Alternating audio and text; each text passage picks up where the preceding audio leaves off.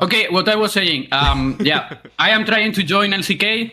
It's not the easiest region, the easiest region to work in, but I think in 2 years it will be like LEC. How's your Korean? Do you got some words for us or anything? Or No, but deep. Like the translators on Google are working good. oh, okay, there you go. You got some chat GPT stuff.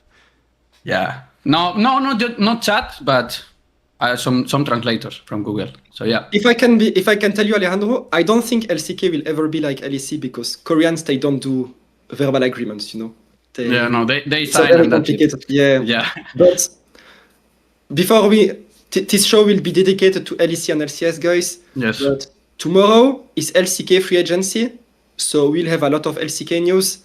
You can expect some changes. But yeah, this show will be mainly about LEC and LCS. We have some LCK stuff. Should we start with it, actually? What do you think, Alejandro? I am ready. Up to you. Yeah, he's ready to go. He's been waiting. He's been waiting for the show for so long now. We made them wait with the sound, so they deserve a leak. You can give them an LCK leak. Okay, so I mean it's my league. So, I am going to talk about an ADC that was considered in Lion Gaming in the LCS.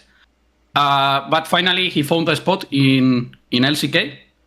So I am talking about Teddy. He's going to be the new ADC of Brian, the LCK team. So as far as I know, I don't know if it's signed, but for sure it's going to be the ADC verbal agreement. Yeah, I mean, obviously that's a good start. Obviously, Teddy is a name, who I'm sure a lot of people will be familiar with, throughout his history in the LCK and stuff like that. So definitely a nice little scoop there to start things off. I mean, I'm sure that's not what people were expecting at all for Alejandro to come out of nowhere with the Teddy news to start things off. But, that's a good way to start us off. Yeah. Should we talk about Canyon also, Alejandro? I mean, if you want. It's not done as far as I know, but we can talk about options. In this show, we don't just talk about stuff that is decided. Okay. Yeah, it's the options, the possibilities. Okay. We're trying to get the imagination going a little bit.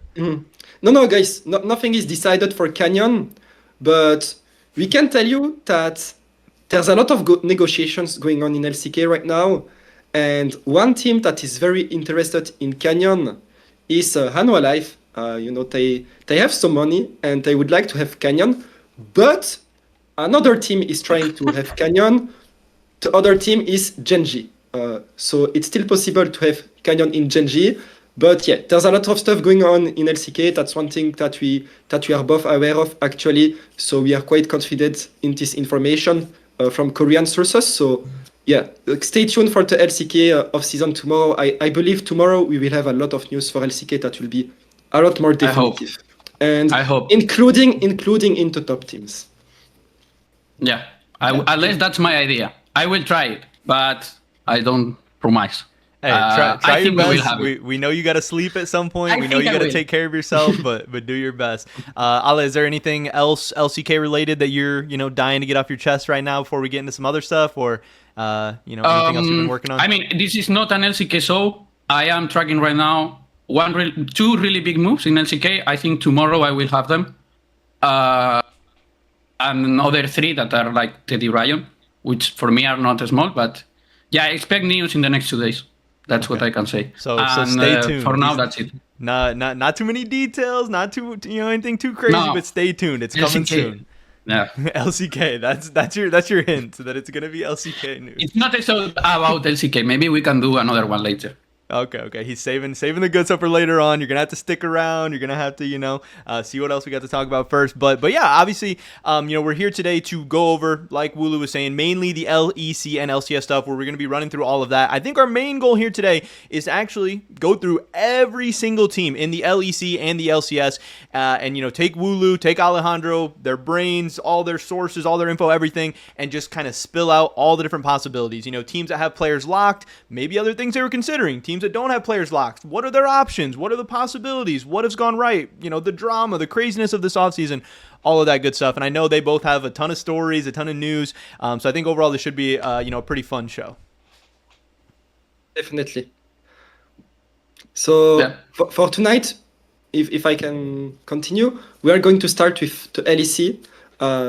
Honestly, the LEC is the first region to finalize its rosters, except one team actually. The LCS has advanced a lot. We will talk about the LCS after. Obviously, again tomorrow, LPL, LCK.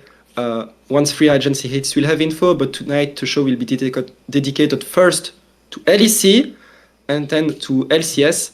But one thing, even if so LEC is the first region to finalize its rosters, It's not It's still- finalized. I can tell you this, but yeah, but it's close to be. I mean, I think 95% of moves, maybe 90% are decided. But I it's think still, there are things that can still happen. Yeah, more than you think, but we will see. yeah. No. I know, but Yeah. For now, yes. I okay. understand what you mean. But even if the LEC has closed a lot of moves, it has been super slow this off-season. It has been slower in general. Usually, if you look at the other years, we finished the LEC off-season early November. This off-season has been a lot slower. Alejandro, what's your opinion on why it has been so slow? My opinion is because Valorant was also slower. There were a lot of teams that were waiting to finalize Valorant news. And that made the off-season slower. And also, the team that is usually doing the off-season slower is Fnatic, and they were blocking a lot of moves this off-season. Like, for example, the decision of Vladi, or what is going to happen with Razork, all these things that we will talk later. So, yeah, these two things happened this year, and that's why I think it's the slower off-season that I have worked. So yeah. But I think a second reason also is a lot of teams were waiting to end of Worlds to make Sure. moves, because of Vladi. He was hoping to get in Koi. He was hoping to maybe have another opportunity. He was hoping to get into Fnatic, which was playing at Worlds. It didn't last long, but he still had to wait a few days, Yeah. So, but you will say that's just one move. But the thing is, Vladi was the option of multiple teams. And if those teams got Vladi, that would mean they would change their mid laners. So if another team wanted even another mid laner than Vladi, they had to wait also to get the second, the third best, the fourth best mid laner available.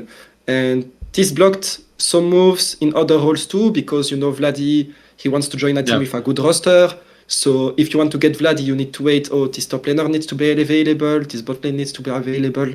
And overall, the last thing too is that the schedule has been delayed this year. EMEA Masters is playing much later than usual. Worlds has started later too. The esports schedule in League of Legends is very tight. So Riot Games tried to make it last longer this year. But I think that's also one reason the off-season has been a bit delayed. Yeah, and I know previously, like in the years past, when the offseason has gone a little bit quicker, and like we've already started to hear moves, even being rumored like during Worlds and stuff like that, I feel like a lot of players and teams and stuff had complained about that, and that had not really even been the best way to go about things. That was causing issues and problems for a lot of people. So I'm sure, like a lot of people were even incentivized or wanting things to probably slow down a little bit as well. I know, like as a fan and as a viewer and stuff, that sucks, but like it probably just makes more sense when teams are at Worlds to be focused on that stuff, and then for when it's all over, then the teams are at more of a level playing field. The players are at more of a level playing field where they have all their options and stuff. Like it's much probably better. better for everybody at the end of the day. Even if we're impatient, we want to hear the news as fast as we can and all that good stuff. Definitely much better. Last year, Yike and Mickey, they were suspecting they would be out of G2 while playing at Worlds. And G2 actually still had a decent showing despite that, but, I always have this question, what if they were not into off-season already? Maybe, it affects the mental of players.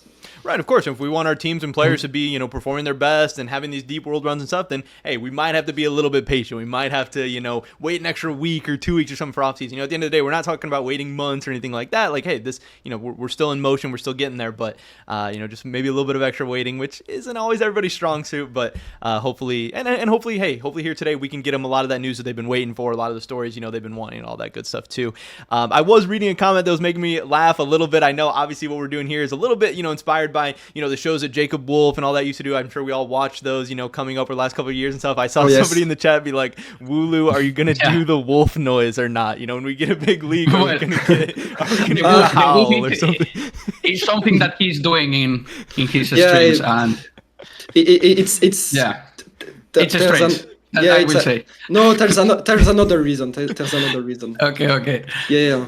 There's another reason. Only French fans can understand it. Okay. So we're on the outside looking in. We're missing out on the inside jokes there. But I know we had talked about that before, and I saw somebody put that, and I was dying. So that was making me laugh real quick. But obviously, people have been patiently waiting. They're wanting us to get moving a little bit, get towards the news. So if you guys are ready, I think we can start getting into some of the teams, some of the stories. I know you guys were talking about wanting to start in the LEC since they were the first region, the region actually getting some stuff done. So if you guys are ready to go, I think the first team we're going to be talking about, the team at the top of our leaderboard here, is going to be G2. If you guys have any, interesting stories, tidbits, anything like that, what is the latest with G2? Wooloo? Okay. Yeah, okay, we start. I don't mind. We don't have things assigned to people. I don't know who's talking about what. The issue is, if I start, you get the nice info to say, But there is no alley-oop. In LCS, okay. You got most of them, so it's okay. Yeah. No, I'm just joking. Anyways, for G2, it will not be very long because they are expected to keep the same roster. There have been some things in the off-season, like inspired. Hey, G2, can I join you? G2 being like, no, you can't join us. Buzio being like, hey, G2, can I join you? I don't think so. Oh, you went to KC? Oh, okay. So there have been some discussions, but G2 is not changing any player. Just to add something funny, as Buzio and Inspired, there is also an LCK player, Aiming, that also asked if he could join. I don't think that was an option anyway. Something funny to say, I guess. Yeah, the thing is, asked. Oh, sorry, I didn't mean to. No, it's okay. I think those stories, we can have a lot of them, because I would say any player that doesn't try to join G2 during the off-season is trolling. But I guess for Inspired, it's good to know that he was open to it. He would have gladly return to Europe. But if G2 wants to hire me as top laner, I have a good clad, but probably they will tell me no too. So it's not very interesting. But apart from that, not much from G2 this off-season. Yeah, and obviously G2 is a team who, they have made a couple moves here and there over the past couple of years when they've come up short of their expectations. So is that just G2 being like, hey, we're comfortable and fine with our team, we think these are the best options? Or is there maybe like a reason why they weren't interested in at least considering some of these other options a little bit more? Or, they're that confident in the players they have? Or, are there other kind of factors at play here? Because obviously, it's not like they were in the world semifinals or in the world finals or, where they claim their goals to be this year and everything. And in certain years past, when they've come up short, it's been like, oh, we're going to make this move or that move, or, even some moves that were maybe unpopular with fans and stuff like that too. I'll be honest, what I'm going to say is an opinion. I don't really know why G2 did not consider changes, but my opinion is that, I think if we were 5 years ago where all teams have infinite money, maybe they would try to make changes, but right now, changing a player when all of your roster still is 1 year under contract is more complicated. And overall, G2 had a year where they saw a lot of progression, So I believe they are satisfied with that and can hope to keep growing next year. But again, I'm not talking like in the name of G2. This is just my opinion. Now, as far as I know, like if you check the first split of G2 and how they ended the year, there is a lot of improvement. And I think the sailing, like the top of this, the team that G2 has, is even more. So why they should do changes? Bot lane is working, even if another ADC is asked, and Sama is playing really good. I don't think that there are a lot of upgrades right now for both support, ADC, at least in LEC and LCS. Being honest, is the common and the decision that I will take if I was G2 is just continue with the same roster. If I can add one last thing, because we'll talk about 2027 a lot also in those shows, but I think we can expect G2 changes next year for 2027. I think that's the year we can expect a lot of changes. A lot of contracts in LEC will be running out and are still not being renewed, which is interesting. So I think 2027 is the year where the top teams change. So Wooloo's getting into his crystal ball already. Make sure you guys mark your calendars for that 2027 Sheep Esports show. There's going to be some big G2 reveal there. I mean, I think so.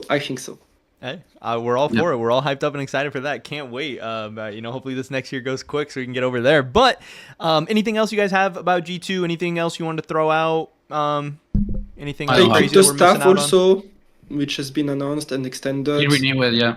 Yeah, the staff renewed. So yeah, nice off-season of G2. Yeah, very clean. Chill one. They got it done. No, and like you said, I know a lot of fans do talk about how they want to see some more like continuity of rosters and players sticking together and growing together over time. So hey, G2's given this roster that opportunity. We'll have to see how this plays out. Hopefully it goes well. Obviously, we all want to see G2 succeeding, but moving on to the next team that you guys want to talk about, this is going to be Movistar Koi. I think we've had, again, not a super insane offseason, but hopefully a little bit more going on there. What's some of the craziness that's happened for Movistar Koi this offseason? More happened with Koi than with G2 this offseason. But they will keep the same roster. But yeah, yes. But more stuff happened with Koi. Mm-hmm. Do you want to take it, Alejandro? I mean, yeah, I can say what I know, and later you say what you know. So okay, that's perfect. As far as I know, there were scenarios where they were checking the market value of Hohopion. This doesn't mean that they wanted to get rid of Hohopion. As far as I know, they wanted to stay with him. They proposed it also to renew. They were working on it. I don't know if it's already done, probably not. But as far as I know, there was an LCS team that was interested in Hohopion, and I think they made an offer, which is FlyQuest. Why you laugh? Because I say it in Spanish, Hohopion. Sorry. Because the chat's making fun of you. He's in a Spanish team. I say it in Spanish, Hohopion. The chat was too funny. The chat just started putting Hohopion in the whole chat. That's all the chat was. No, but you guys, I am going to say it in Spanish. That's no, it. it's good. Also, the core streamers in Koi say it like that. I'm going to do it. No, it's true. No, but you know that. I'm telling to the I chat. hadn't heard that. I had never heard that before, so I wasn't ready. Since I often talk to Alejandro, even myself, I start saying Hohopion now. It's Hohopion. For me, it's Hohopion. That was new to me. I was caught off guard. So.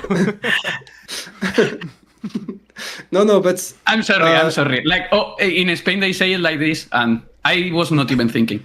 Yeah, that's hilarious. I mean, it's like in Spanish you are called Alejandro, but I said Alejandro. That's yeah. it's the even in my name, it's like that. So yeah, no, that's your name. But let's move on. I didn't want to gloss over the news. Obviously, what he said was that there was some reaching out or some conversations or some interest, seeing what the market was like for Jojo Pyun, and FlyQuest was getting involved. FlyQuest was interested, trying to get something done potentially. Yeah, so Koi did shop a little around, with Jojo Pyun. They're like, oh, we have a nice toy, who wants to buy? And maybe they were not too serious about it, but FlyQuest heard about it, Shopify heard about it, they asked about him. Inspired wanted to join those teams. I mean, he was open to join those teams if they actually get Jojo Pyun, which is one of the reasons some teams try to see if they can buy Jojo Pyun, because Inspired and Jojo Pyun is like two lovers who try to play together again. But this was not the off season, and probably it can never happen again because Jojopion is likely to extend with Koi now. Jojopion is very happy with Koi, and he was likely going to stay. Again, it's normal for teams to try to evaluate the value of a player.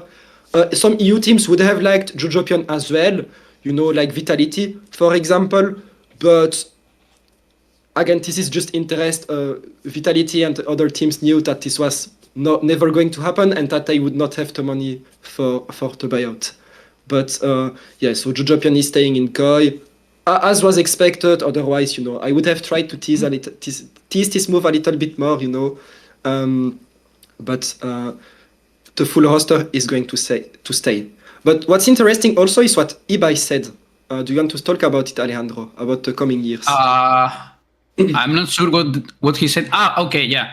Mm-hmm. You are talking about an interview he had, no? About which player he's renewing and which players he's not renewing. Okay, so as far as I know, I don't know what Ibai said, but they are trying to renew Alvaro, Eljoya, and of course, Melfet is like the key of the project. They are building around him everything, like also academy, probably the second academy that they are trying to have. So yeah, that's more or less. This doesn't mean that they are not going to renew Supa or they are not going to renew Mirwin. Has nothing to do with it. It's just they are prioritizing other things right now. And you have one more year. Mm-hmm. But he did say they want to renew all players except Supa and Mirwin. And if Supa and Mirwin prove themselves next year, they can renew them later. But Supa and Mirwin know that they are in this position where, hey Gus, if you don't step up next year, you can be out. So it's an interesting message to send. You can see that they favor players more than the others. And the players know about it. Hopefully it serves as motivation for them. But I think that was for the non-Spanish fans who missed it, or even if you are a Spanish fan and missed it, I think that's interesting info. For, again, 2027, a lot of things will happen. But that's it for the Koi off season. Yeah, next year I think that's a really cool tidbit. And I know so much of the drama of esports and everything is a lot of the storylines and a lot of the things you can follow throughout the year. I mean, that's definitely going to be a big storyline for 2026 because, like you said, this could be a motivating factor. And if we do see these guys stepping up and trying to prove themselves for the future, but also for some people that could be extra pressure and that can be stress and that can be a good or bad thing. That'll definitely be something cool to follow throughout 2026. It's like these are the guys who have a chip on their shoulder right now. Are they going to come out and have a career a career split, really step up, or what is their options going to be going forward in the future? So I think that's cool. Again, that's not something that I had heard of or whatever, like you said, but that's cool. Yeah. Also, I don't know if we said it, but the idea of FlyQuest to get Jojo or Jojo, I don't know how to say it now, but Jojopion. Say as you like. It's just because this way was more likely to stay with Inspired, for example. I know Inspired and Jojopion have a good relation and they want to play with each other, like they like each other. So yeah, I wanted to add this before we went to other and topics. last thing again is it was leaked on Chip Esports, but Alfari is joining as assistant coach. Exactly. He helped last year G2. He was the positional coach of Broken Blade, and Broken Blade and he improved a lot. He improved during the year, so let's see if he can have the same effect on Mirwin. That would be interesting. Yeah. I think that's it for Koi. Okay, yeah, sounds good. I mean, yeah, definitely a lot of cool information you said there. Like you said, for a team that's not changing anything to still have that many cool, off-season things and stuff going on, I think, that's exactly what people are looking for. So I thought that was, very, very cool to get that information out to people. Next up on the list is going to be Team Vitality. So now we're kind of getting into the first couple of actual off-season moves and stuff now, so hopefully there'll be a little bit more to dive in here with Team Vitality. But what is the latest going on with them? It seems like this off-season was pretty interesting and maybe even a little bit unexpected by fans from some of the moves they decided to make. Yeah. Do I start? Wooloo, do you start? I don't mind. No, you can start. Okay. So Vitality, at the start of the off-season, they were really clear and sure that they have to stay with Nagnako. Nagnako was the key of the project, the one who was 100%. The other ones could change depending of if you have better options in the offseason or something new appears. Maybe a really big talent in EMEA Masters want to go with you. You don't know. So this was the start of the offseason. Later, they decided that they had to change mid laner. And finally, we reported Humanoid. But before this happened, they were talking with Vladi. Vladi was the first option. Being honest, in a moment in the offseason, I thought that Vladi was going to Vitality. Same. 2 days before was done, Vladi, done. And he decided to go Fnatic. I thought that he was going to Vitality, being honest. The second option was between Poby and Humanoid. Poby had a buyout in Fnatic. They had discussions after Vladi decided to choose Fnatic as the team. And as far as I know, they were not sure who to choose. Poby had a buyout, Humanoid not. They got Humanoid. Okay, yeah. So that's something I was definitely going to ask about, if you think that was a big consideration or what, because I know when I posted the video about Vitality's new mid laner, Humanoid's coming over there. That's what a lot of the comments were. A lot of the comments were like, "Oh, they picked Humanoid over Poby. Like, why would they do that? Humanoid's washed. Poby's coming off this great season. Humanoid, is this overrated guy from however many years ago. Like, if they had the chance to get Poby, why did they not do it? Like, that was kind of the main, it seemed like, question that people were asking is like, why did they go with Humanoid if there was other options?" They still like a lot Humanoid. Like, the staff wanted Humanoid. I can tell you even more people in the staff preferred Humanoid over Poby. But it's a good reason to decide. Like, we are not sure who to choose. We like Humanoid. We don't have to pay a buyout. We just don't overthink. Players liked also Humanoid. Exactly. Yeah. Mm-hmm. Yeah, that's more or less. Later for bot lane, well, if Wooloo want to say, but they are, as far as I know, this year stay the same. Yeah, I don't think next year all the roster stays the same except mid lane. Top lane stays, jungle stays, ADC stays, support stays. I know that was a question kind of people had too, is like, why did they necessarily even decide to go with a mid lane change in the first place? Was it because there was so many good options out there or what? Because I know a lot of people were kind of impressed with, Chayek at different points throughout the season, and people were like maybe kind of expecting him to just be back with Vitality this year as well. At least it's kind of what I was gauging from, Twitter, Reddit, all these other places, stuff that I'm reading. I actually don't have info about why they moved on from Sajek. I agree, he had a decent year as rookie. Do you know, Alejandro? No.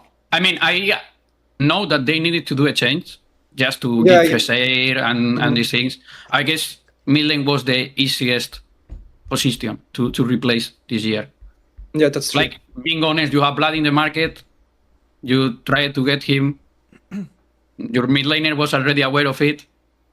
Like, what are you going to do? Late in the offseason, you replace ADC, you replace support. You don't have options. Like, No, but I know that they did think about changing other players. For example, at some point they considered, hey, should we promote Yopa, into main team? Yeah, I remember. But the only one who was protected is Nak Nak. Oh, you stay, bro. You are a franchise player. We will do the roster that you want. You are the boss of this roster. But the issue also is it's difficult to bench other players because they mesh together well. Like, the players want to play together, and their input is considered when making a roster, which is normal. The second thing mainly also is that, especially the older players, it's more difficult to make a change because if you bench them, the salary is very high, even if they are inactive, because all the players in Vitality still had a contract until next year. So it was very difficult to make changes. But what I can say, and we said this for Koi and G2 actually, but I mean this for Vitality, I have information about this, that Vitality 2027 will aim to make once again an ambitious roster. No, it's true. They want to make an ambitious roster next year. Vitality have been a bit like after the Perks thing, that they still have so much depth because of him. After the Perks thing, Vitality went with cheaper rosters, but now they became a top team in CS. they're making the super team in Valorant. Exactly. I think next year they will try to step it up again in League of Legends to become, a top That's something to organization. add Mhm. because Vitality didn't start League of Legends Offseason until they finalized Valorant roster. Yeah, yeah. So yeah, I mean the roster of Vitality in Valorant is Yeah, they got all the, They prob- the good best players in they each position. probably So. they probably I don't know Valorant that much, Valiano, but they No, probably it's- spent money for it. No, it was probably expensive. Yeah, I mean it's not like a super roster in all times League of Legends, Yeah. because Valorant you don't need to pay that much. But It's not like Perk still, salary. no, man, no. But still, they got all the players they wanted. So it's a super roster for me. Do you know what's more expensive, the Valorant roster of Vitality or the Perk salary? I don't know. I don't talk about salaries. Wooloo. No, yeah, I'm just curious if you know. Yeah, no, sorry. I don't want. I don't know, so I don't want to say Okay. one or the other. No, one. but jokes aside, guys, I think the decisions of Vitality make sense given the contracts they had, and I hope they make a good team again next year. It's fun when all teams try to have a really good roster, and I'm really looking forward to it. But yeah, this year, Humanoid, they actually, as Alejandro said, I thought they would get Vladi at some point. But Vladi would have reunited with Linsas, his former teammate. They played in LFL together. Could have been cool as well. But yeah, he decided to join Fnatic. It's not completely 100% yet. We'll talk about that later. But yeah, that's my final note about Vitality. Yeah, I was going to say one last thing I had to ask about at least was I know on the transfer hub right now we don't have anybody in the head coaching position for Team Vitality. Is there something going on there? Do we have information, anything like that? Possibly. No, there is something going on there. They need to decide between Mac and Pad. They have Arvindir as head coach, I can say, but again, there's a thing about contracts and budget, and I'm not sure, but they seem to have some issues to lock things down completely. But don't worry, they will have a head coach next year. There will be somebody. All right. No, I was just scrolling through the transfer hub real quick, saw that, and was like, all right, that's at least something we have to address, I think, here, if we're going to be running through everything. So I guess if you guys are all wrapped up with Vitality, we can then move along, and this should be a pretty exciting one, one of the bigger ones that we've talked about so far. This is going to be not as Vincere, obviously, and I think we have some pretty big news here, but also I'm sure tons to talk about for their entire offseason. This should be a pretty spicy one, so I don't know who wants to start with this, but I know this is going to be a good Where I start? No?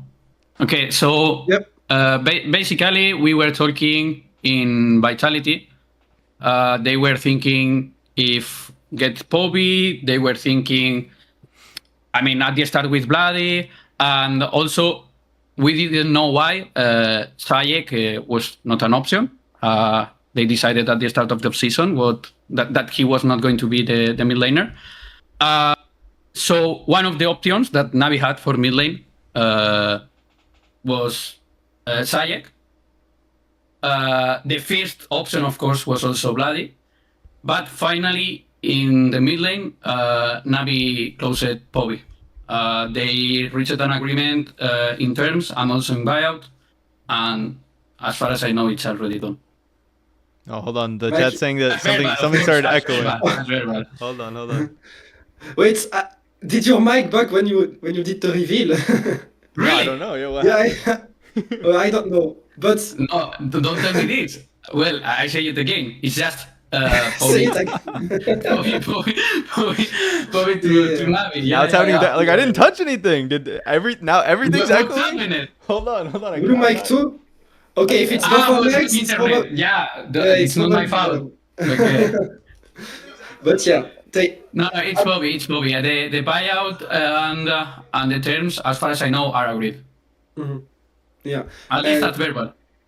Vladi was the very first option. That's why Navi waited a long time for the mid lane.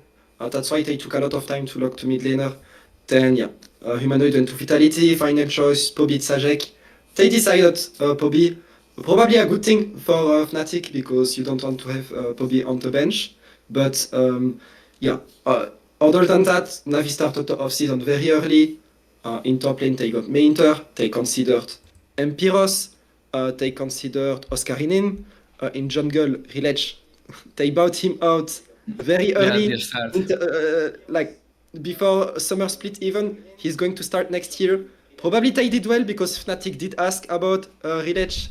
In Yeah, for ADC, sure. they decided to keep Hans Samdi, who they signed as well for the summer split.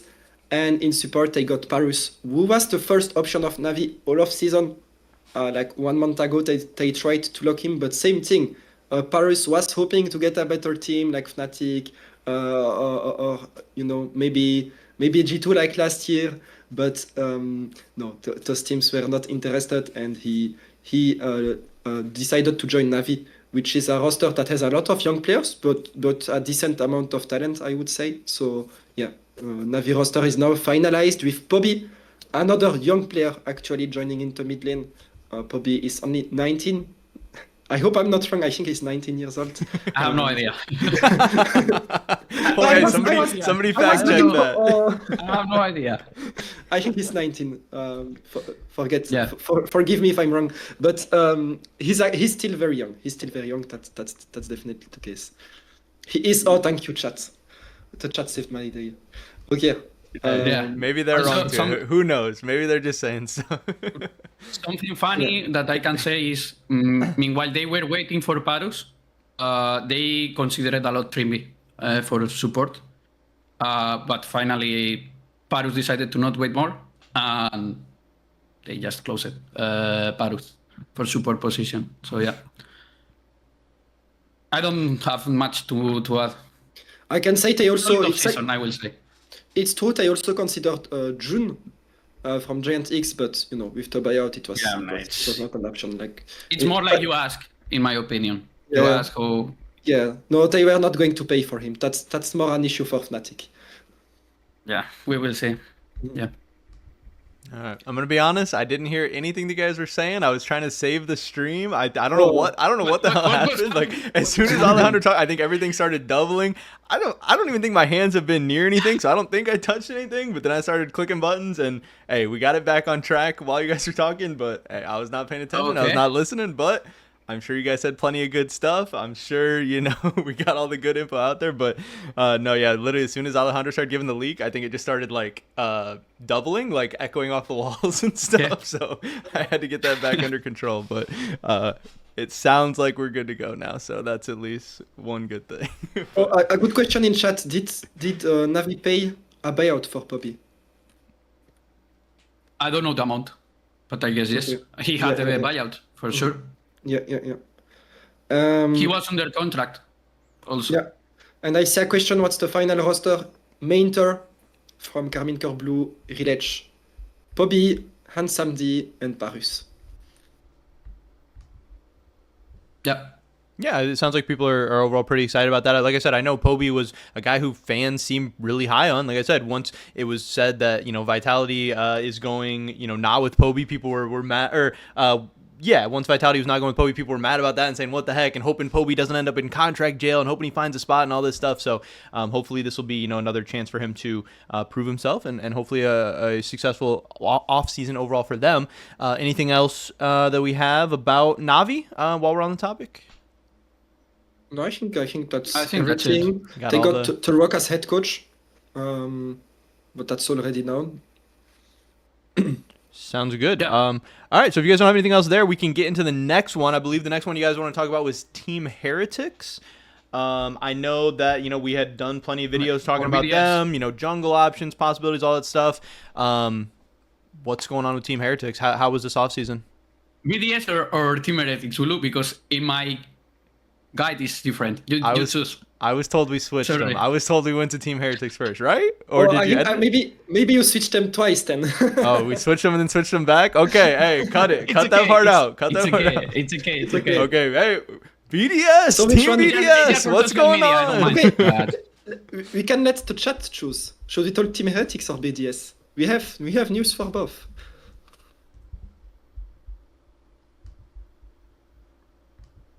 They are not deciding, or I have a lot of delay.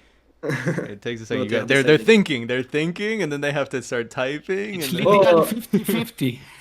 No, I think No? it's Team Heretics winning. Hey, that just Really? means I was locked in with them. I We were see on the a lot same of page. BDS too, but okay. Yeah, there's a lot of just- BTS. It's up I to don't you, mind. Alian. Okay, let's go. I don't mind. I don't mind. Let's go Team Heretics. All right. Hey. Okay. So okay, now rewind again. Go back to the Team Heretics Yeah. intro. No, What's at going on least- to Team Heretics? Sorry, because I have it here and I was like, okay, maybe we skip it BDS and we are fucked. No BDS. BDS is No. cut out. No. Okay, yeah. All right. What's Not going on with anymore. Heretics? Let's lock in here for a second. Team Heretics. What's going on? Okay, who say it? So, I will start with the top lane, you know? Team Okay. Heretics. Top lane, they promoted Tracing, they considered other top laners. Mihile from Misa Esports was considered, but even Zest was considered, but they decided to promote Tracing from the Academy team. He just played EMEA Masters Finals. Into jungle, they keep Sheo, which is not so big news, but it was a lot to follow this offseason because Sheo had talks with other teams. He was allowed to explore options because Team Heretics wanted to get Razork. So it was a long offseason for Sheo, even if he stays. Mid lane, they got Serin from LFL, who is joining as rookie. He was the first new player, I should say, that joined on the roster. And then they keep Stand in support. Stand is staying in the support position. And the last player they locked is an AD carry. They considered a lot of AD carries. If you want, you can continue, Alejandro. I don't mind. You can. No, Like, it's what good I if can we. say. Okay, Team Heretics had discussions with a lot of ADCs. Yeah, Staff wanted something, other players wanted another one, so they had a long talks. Flacket was an option until the last moment, and they had to decide between Flacket, Exakick, and Ice. And finally, they decided to reach a verbal agreement with Ice. Ice will be the new ADC of Team Heretics. Okay, perfect. I see a lot of people in the chat had an ad. Guys, we put the minimum, we put 30 seconds, Twitch doesn't allow lower per hour because It's incredible my timing to No, give the no, news. both timing. big Everything story. falls down. No, we actually No, go put the ahead. minimum. Twitch doesn't allow less. But yeah, Say indeed. it you again. Say it you again. No, the final choice of Team Heretics was between Flacket, Exakick, and Ice. Flacket is leaving the organization after 3 years, and they have decided to get Ice next year, which will be the new ADC for Team Heretics. He is joining his second team in LEC after discovering the league with Team BDS. So that means we need a new ADC for Team BDS, which will be a perfect transition. Yeah, but before we get too crazy, I know that just talking about this, where we're at, I know a lot of people, Yeah. it seems like, we see a lot of L's in the chat. A lot of people were really hoping that it was going to be Exakick, and a lot of people, were kind of wanting him and maybe are a little bit down on Ice over the past, year split and stuff like that. So, I don't know. My read on the community was that a lot of people were hoping that Exakick was going to get another opportunity in the LEC here during this team. So this does seem at least, right off the bat, like a little bit of an unpopular move or an unpopular decision by Team Heretics. Yeah, but do you have more info? Because what I heard is that the players influenced the decision, and a lot of players preferred to have Ice in the team. I mean, more than players, like you have a coaching staff that you decided hide on. They were also talking, because we didn't talk about this, but Swiffer, I don't know how to say it. Depends Yeah. of the country, I guess. But Swiffer was also an option. They decided to get Hidden. And if you decide the coach will decide the project. I mean, I think almost everyone will agree that.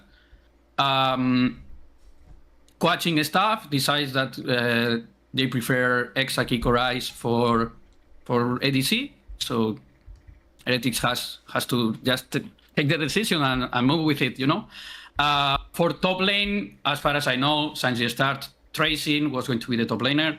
Like, take a lot of time, but because they were waiting to see what was happening with Fnatic, with other teams. So it also took time because they wanted to extend him as part Yeah. of the deal for LEC. Exactly. Yeah, and Yeah. and also happened. And And yeah, I mean, the Sten was the one who was staying 100% since the start. So yeah, I don't know if it's a good or bad decision, but that's it. Yeah, and then I guess the other thing I want to talk about, I don't want to brush over this too much because this is a really, really big story from the offseason, something that I was definitely, interested and excited about as the fan in me. But, the stuff that was going on with Razork, like how close was this to getting done? I mean, I don't know if we're ready to talk about this yet or if there's more coming, but yeah, how It's close a good question. How close was Razork to leaving? How close was he to ending up at Heretics? So I think a lot of people are like, oh, he's going to be the new Spanish face of Heretics. Like, he's probably going to leave Fnatic. He's probably going to go there. It makes sense. I think people were kind of mentally prepared for that move. At least that's what it seemed like to me. Yeah, no, definitely. Wait, I don't hear you anymore. Can you hear? No? Why? Wait 1 second. Alejandro, Ale, I know you can answer. Ale, you can hear me, yeah? No, yeah, I hear, but what happened with Wooloo? I don't know. Okay. His headset exploded. As far as I know, Razor had to take a decision. Okay, it's good. It's good. Well, do you want to say it or I say, Wooloo? No, I mean, we have the same info. No, Razor had to take a decision because Heretics didn't want to wait that much. And finally, Razor said, I am not going there. And that's it. Like, we stay with a second option. The interesting info, and which is why it was somewhat close, is that Team Heretics and Fnatic had agreed on a buyout amount. So That's true. it was just up to Razork saying, yes, I want to join, but he refused. So, like, for example, right now in LEC, we have other deals that are not happening because teams don't agree on the buyout. Team Heretics and Fnatic had agreed, okay, Team Heretics, if you get Razork, we sell it for this price. And Team Heretics were like, okay, handshake. But Razork decided he doesn't want to join Team I'm not Heretics. sure if it was 100%. I read the buyout, but they were close. So they knew that they will reach an agreement in case that... it's probably going to be able to get done. Yeah, exactly. Yeah. I don't know if it was finalized, but yeah. From what I know, it was finalized, and it's why Razork was able to talk with Team Heretics, which he did too. Because with Giant X, they couldn't find a deal, so Razork has not been able to talk with Giant X, who also want a player. And then I guess the next question there would be, do we have any insight into what kind of influenced Razork's decision? Was it strength of the roster? Was it, different things going on? Was it, he just really wants to be with Fnatic, he wasn't ready to make a change? Do we have like a ranking of why Fnatic, why not Heretics, maybe what kind of things he's looking for? I mean, this is a card game, and I guess Agent and Razor were playing their cards. That's it. If you go to Team Heretics, you don't know your roster. Like right now, maybe we know because it's later in the offseason. But when he had to accept, he had a stem, and that's it. They didn't know who was the top laner, mid laner, ADC. Was a decision that he had to take before, and when they just locked SEO, they could move for other options. That's why they could lock the roster. That's it. I would also, again, this is opinion, but I also want to, Alejandro puts it well in words with the card games, because away, if Razork wants to stay in Fnatic, he can force it by also refusing other teams if he wants. I'm not saying this is his intention, but you increase your options to say. Yeah, exactly. Like if you want to remain in a top team, and maybe force Fnatic to keep you because you still have a contract of 1 year on a good salary, you should refuse the offer of Team Heretics. I don't say this is Razork's intention. They can do this just to negotiate something else, go to another team. I think Giant X, for example, for Razork is something I could have seen happening and maybe can still see happening. But yeah, it's a card game, honestly. Yeah, and I'm sure it's really hard too, because I'm sure, for Heretics to be able to go out and get some, crazy roster, the players who are coming in also want to know who's going to be on the roster. So they want to know, like, oh, are you guys going to have Razork? Are you guys going to have whatever? But then also Razork doesn't want to come until he knows the people he's going to be playing with. So it's like, how do you get somebody to come in before you know who it's going to be? But then how do you get him to come in before you know who he's going to be playing with? It's like, I'm sure it gets very, very, very complicated. And it's like, oh yeah, we'll come if you can get these other guys, but these other guys won't come unless, they make the first move on the other end. So, I'm sure it's not easy in that regards. Yep. All right. But yeah, I mean, that was definitely next. one of the bigger, more interesting Heretic stories to me, so I didn't want to, just rush past any of that. And I makes think sense. we got some cool stuff out of that as well, stuff that people will want to hear. Anything else on Heretics ready to make the move? Oh, we are ready. Ice is joining. I think that's it. Yeah, that's the news of that's it. today. Sounds good. And then obviously the one that has already been leaked, at least from the next team we're going to talk about. I'm not saying any story or anything like that, but we already know now, Team BDS. Now we're ready to go for them. What's the latest on BDS? Okay, I will take it, Alejandro. Yeah, no. Go for it. So, BDS have also found their ADC. They have also decided their ADC.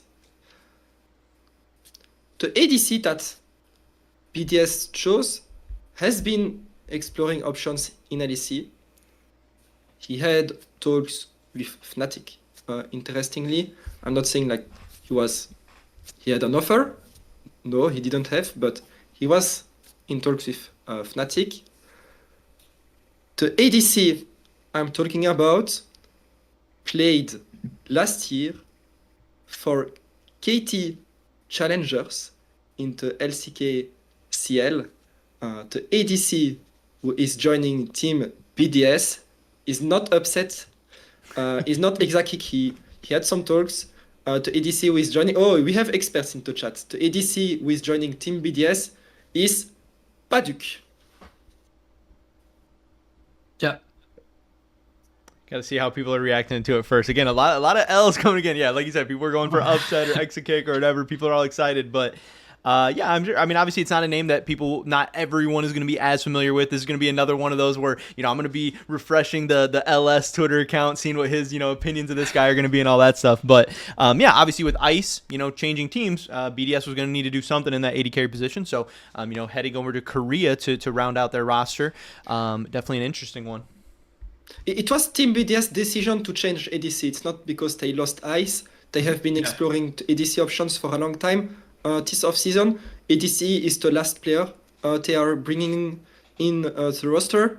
But yeah, they have decided on Paduk. Very recently, it was decided really this weekend.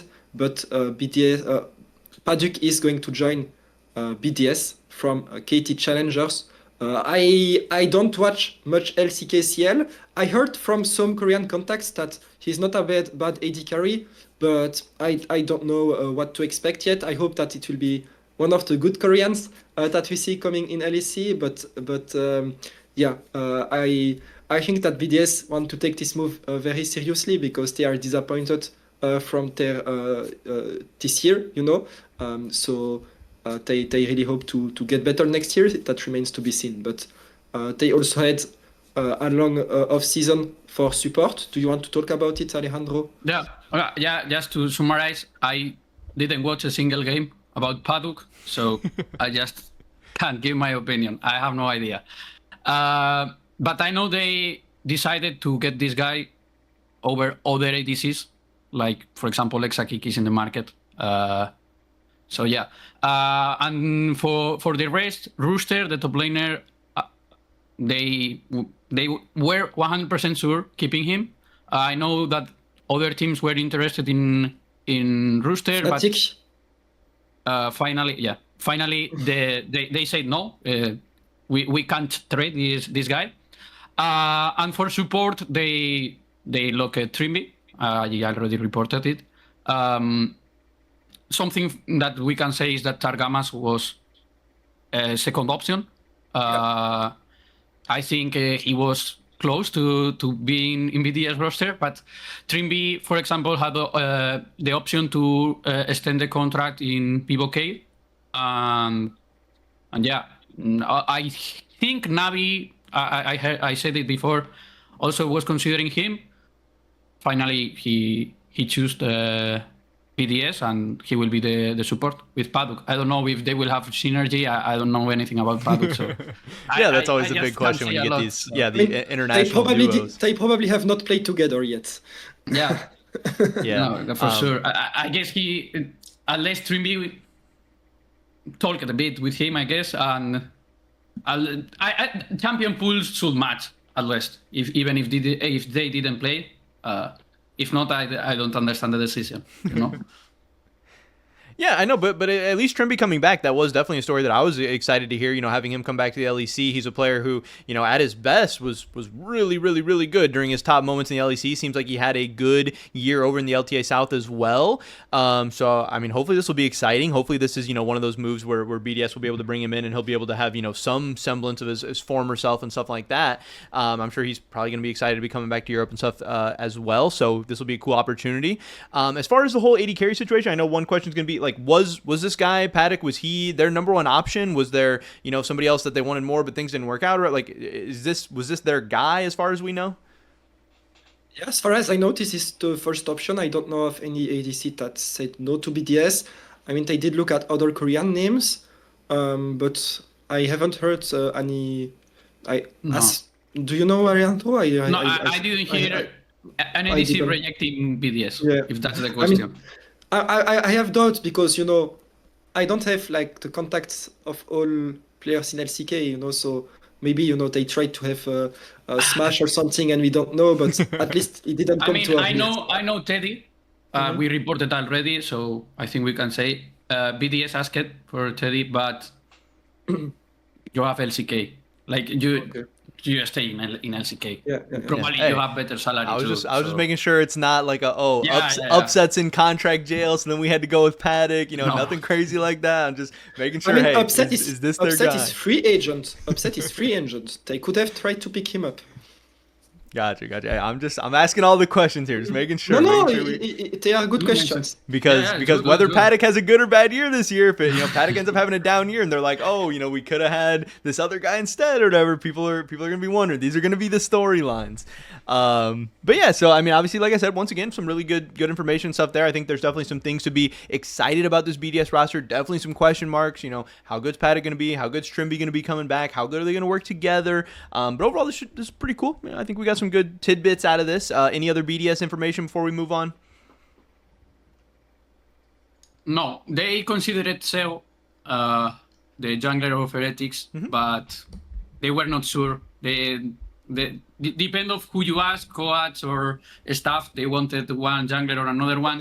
Some people wanted Sheo, some people didn't want. So yeah, since we talked about Sheo, that was allowed to explore should Exactly. Team Heretics BDS get was one. other. He talked with other teams, but no other than that. At the beginning of the off-season, there were some rumors about like will Nuke and Striker stay together on the team, but in the end, this will be the case. But it was a question at the start of the off-season. Yeah. But in the end, they made it work together, and Striker will stay, Nuke will stay, Rooster will stay, Bukada is very likely to stay.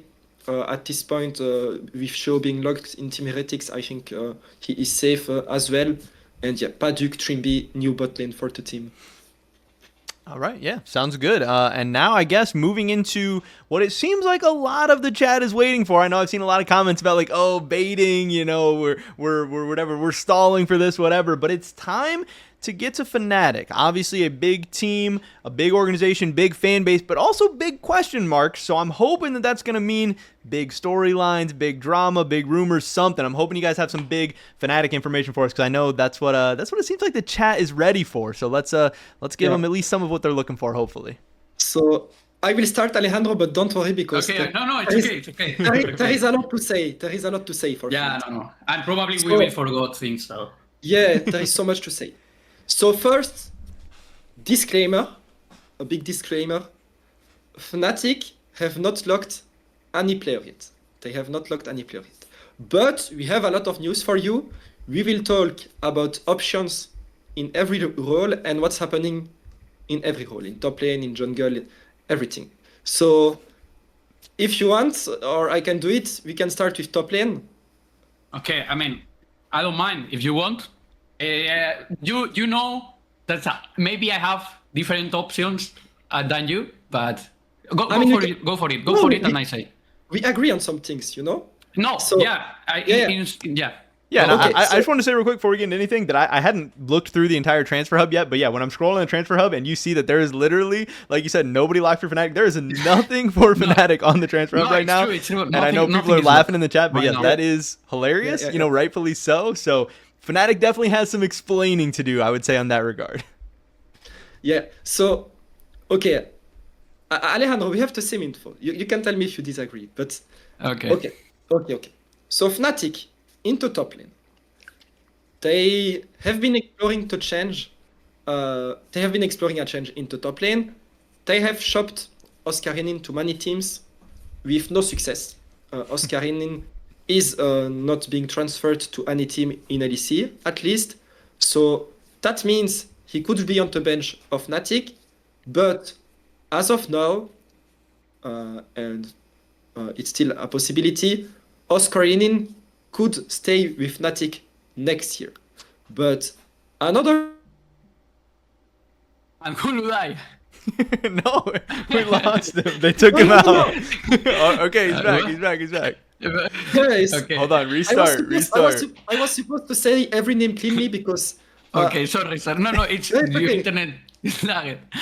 okay. Sorry. So I repeat, Fnatic into top lane. Okay. Oscarinin is still an option. Mm-hmm. It's still an option, whether on the bench or as active player. Another option, if they change top laner, which is it's a solid option. It has solid chances of happening. Is Empiros. Empiros, Greek top laner that played in LFL with Gentlemates, could be the top laner of Fnatic. He has been waiting for Fnatic all of season. This is why he did not find a team in LFL yet. In fact, a lot of teams are waiting for him. Job Life is waiting for him. A lot of ERL teams are waiting for Empiros. There is also another rookie that is waiting for Fnatic that had discussions with Fnatic. This rookie is German top laner Shelfmade.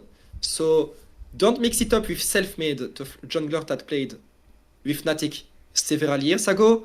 Shelfmade, very promising top laner, 19 years old, is also considered by Fnatic, but it's still to be decided what they do in the top lane. I saw some people in chat saying Mihile has been considered by Fnatic also a lot this off-season, but as of now, they will go for a European top laner. Mihile is not in the shortlist of Fnatic right now. Okay, so just to start about Fnatic, from my point of view, and I am working a lot with Fnatic news. I just can't say 100% anything, because now I think Fnatic top lane is between two players, but literally tomorrow can change. I already told Wooloo. So for me right now, Fnatic most likely will be or Oscarinin or Empiros, the both that you said. I know Selmed is also an option, but knowing more or less the priority, I think it's more likely to get Empiros over Selfmade. They both are from Europe. They both are in the same situation, waiting for possible spot in LEC. So yeah, that's my information. I agree with almost everything. Yeah. I think we have the same info. Yeah. Yeah. That's more or less what I have. So if you want, I continue with jungler. We already talked. We talk about this. Razork is not 100% staying in Fnatic. But if I had to bet one hand right now, I will say he will be the jungler. I know some scenarios where he's leaving or he's staying in the bench.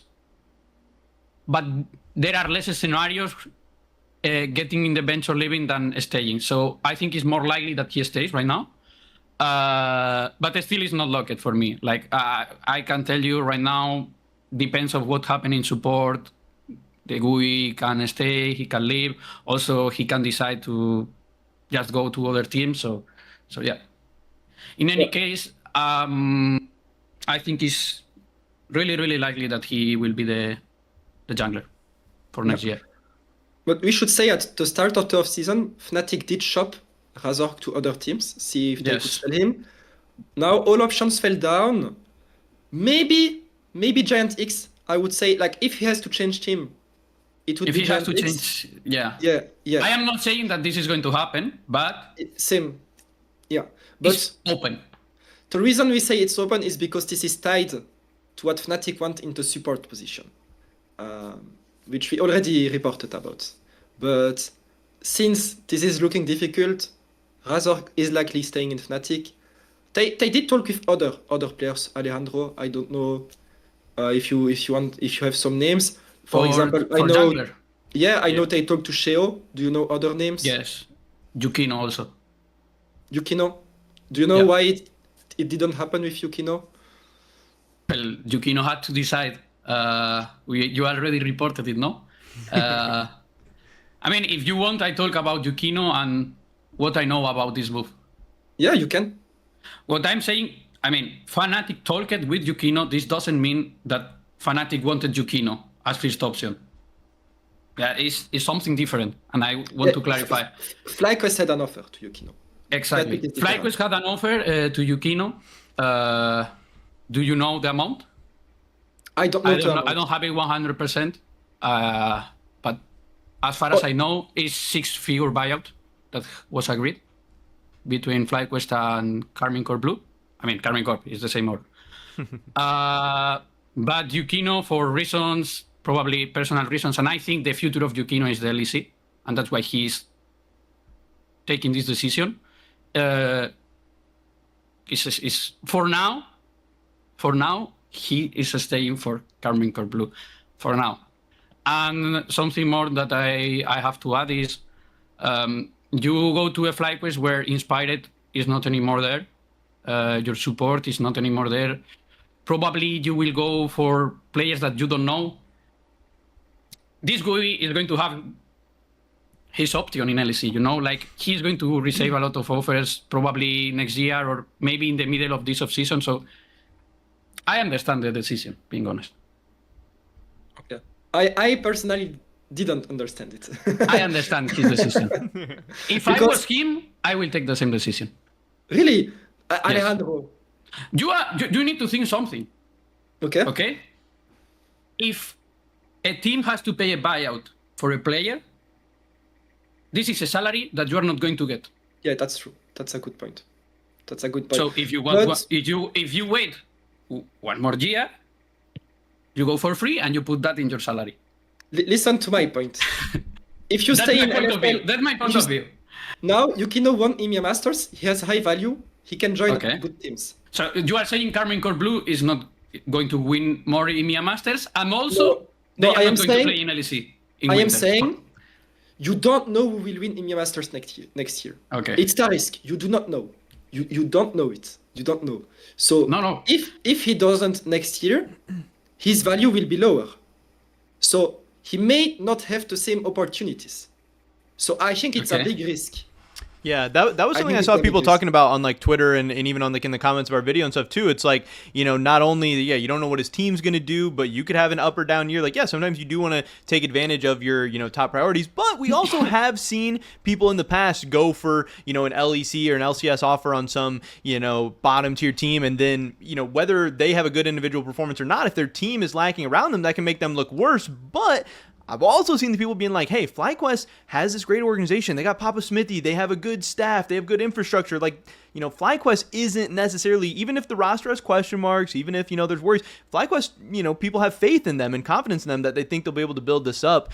And like Alejandro said a little bit too, you know, if KCB is going to be playing in this winter split of the LEC, there's, you know, some things that could happen there. You know, Yukino could have an explosive winter split and look like a LEC caliber jungler, or maybe, you know, it's going to be LEC teams against ERL teams still too. Like, maybe he kind of gets beat up a little bit and maybe he's not looking so good. Like, that's also a possibility. And again, that could be individual, that could be team wise. There's a lot of different ways this could go. It's definitely risky, but I think either way there's some risk. So it's just a really, really interesting situation to be put in. I want to have a reaction to the chat with saying, yeah, but Yukino is extending. he didn't sign an extension yet. It's expected. I think he will do it. It's expected that he signs the contract. The reason we consider that what options he has next year is because KC have 2 Koreans in the LEC team. So this year, they cannot promote Yukino to the main team. It's not possible to have 3 imports on the same team. So that's why we are talking like, if he's not going to KC next year, what options will he have next year? Obviously, if next year he can go to KC and promote to the LEC, okay, it makes more sense, but that remains to be seen. Okay, and something I want to add it because I didn't know how to explain, but I will explain anyway. So Try your best. the first thing that you need to think about FlyQuest is the coaching stuff that we are thinking. That was Mithy and Nuke Duck. I didn't know how to say in English, so I didn't want to fuck. They are gone. Like they are not continuing. I don't know if the whole stuff that FlyQuest is going to have is done. We know ThinkCard, but I guess the GUI wants to still improve. You don't know the rest of the roster. And also, something really important is in European law, you have a contract and the team has to pay your contract. But if you go to North America, even if you have a 3-year contract, they can say in 2 months later, hey, bye-bye, we don't need your service anymore. And they are not going to pay you. And here in Europe, yes. So this is something that you also have to take count. Offseason didn't end yet. Carmine Corp Blue is going to play in the LEC, at least in winter. So, I mean, I understand the point to stay in FlyQuest, but there are more points that you have to consider about this decision. Yeah, and like I said too, you know, the future of the LCS with the viewership questions and stuff like that, and also being a part of the Carmine Corp organization with their fan base and their resources and everything like too. Obviously, you know, that held some weight here in this instance. So, I mean, yeah, definitely it's an interesting discussion. It's definitely one we're going to see continuing out. I'm sure, you know, like you said, into next year for Yukino and all that stuff. But I know, you know, we've talked a lot about the Fnatic jungle situation. People are still wondering about the rest of that roster as well. Do we have mid lane stuff going on for Fnatic or information or scoops or anything? Yeah, so we reported it already, but Vladi, who was a Domino this off-season, decided to join Fnatic. The reason Vladi is not locked in Fnatic is because KC and Fnatic still need to agree on the buyout. That does not mean it will not happen. That just means it's not finalized yet. So KC still need to accept to sell Vladi to Fnatic. I would say it's going to happen, but it's not a certainty. What I can say as additional info, and I don't mean say it to scare you guys that Vladi will not happen. I think this is just something normal to do. But for example, Fnatic tomorrow, they will have a call with slow queue for the mid lane. You know, should the Vladi deal not happen, but you know, maybe it's to put pressure on Vladi. You know, it's off-season is always a bit of games, but yeah, what I'm saying with this information is that Vladi is not locked to Fnatic yet. They still need to agree on a buyout. Yeah, this is true. What I can add is the negotiations are ongoing, and from my point of view, they are advancing well. Like, they are not close, but they are not far. I don't know how to explain. Like, they are advancing to the same, to a path where they reach an agreement.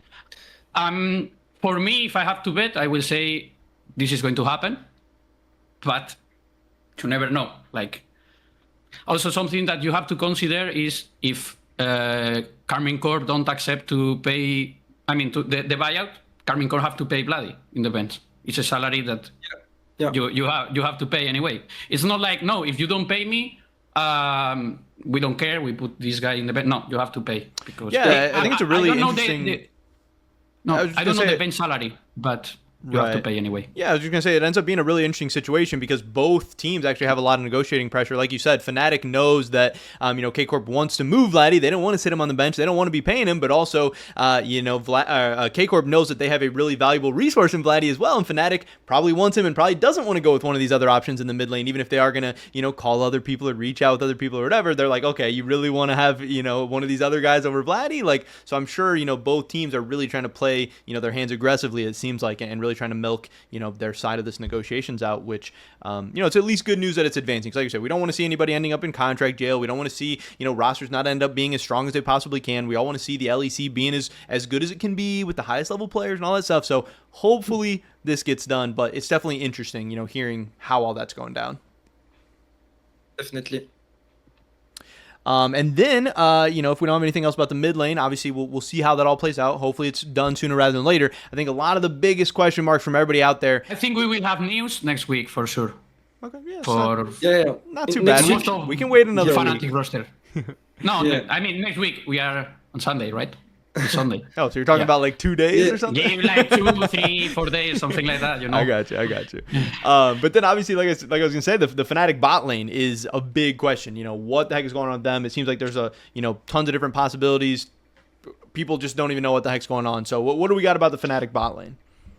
Well, there's not tons of possibilities because there's not that many players left on the market, but they definitely have some options and possibilities.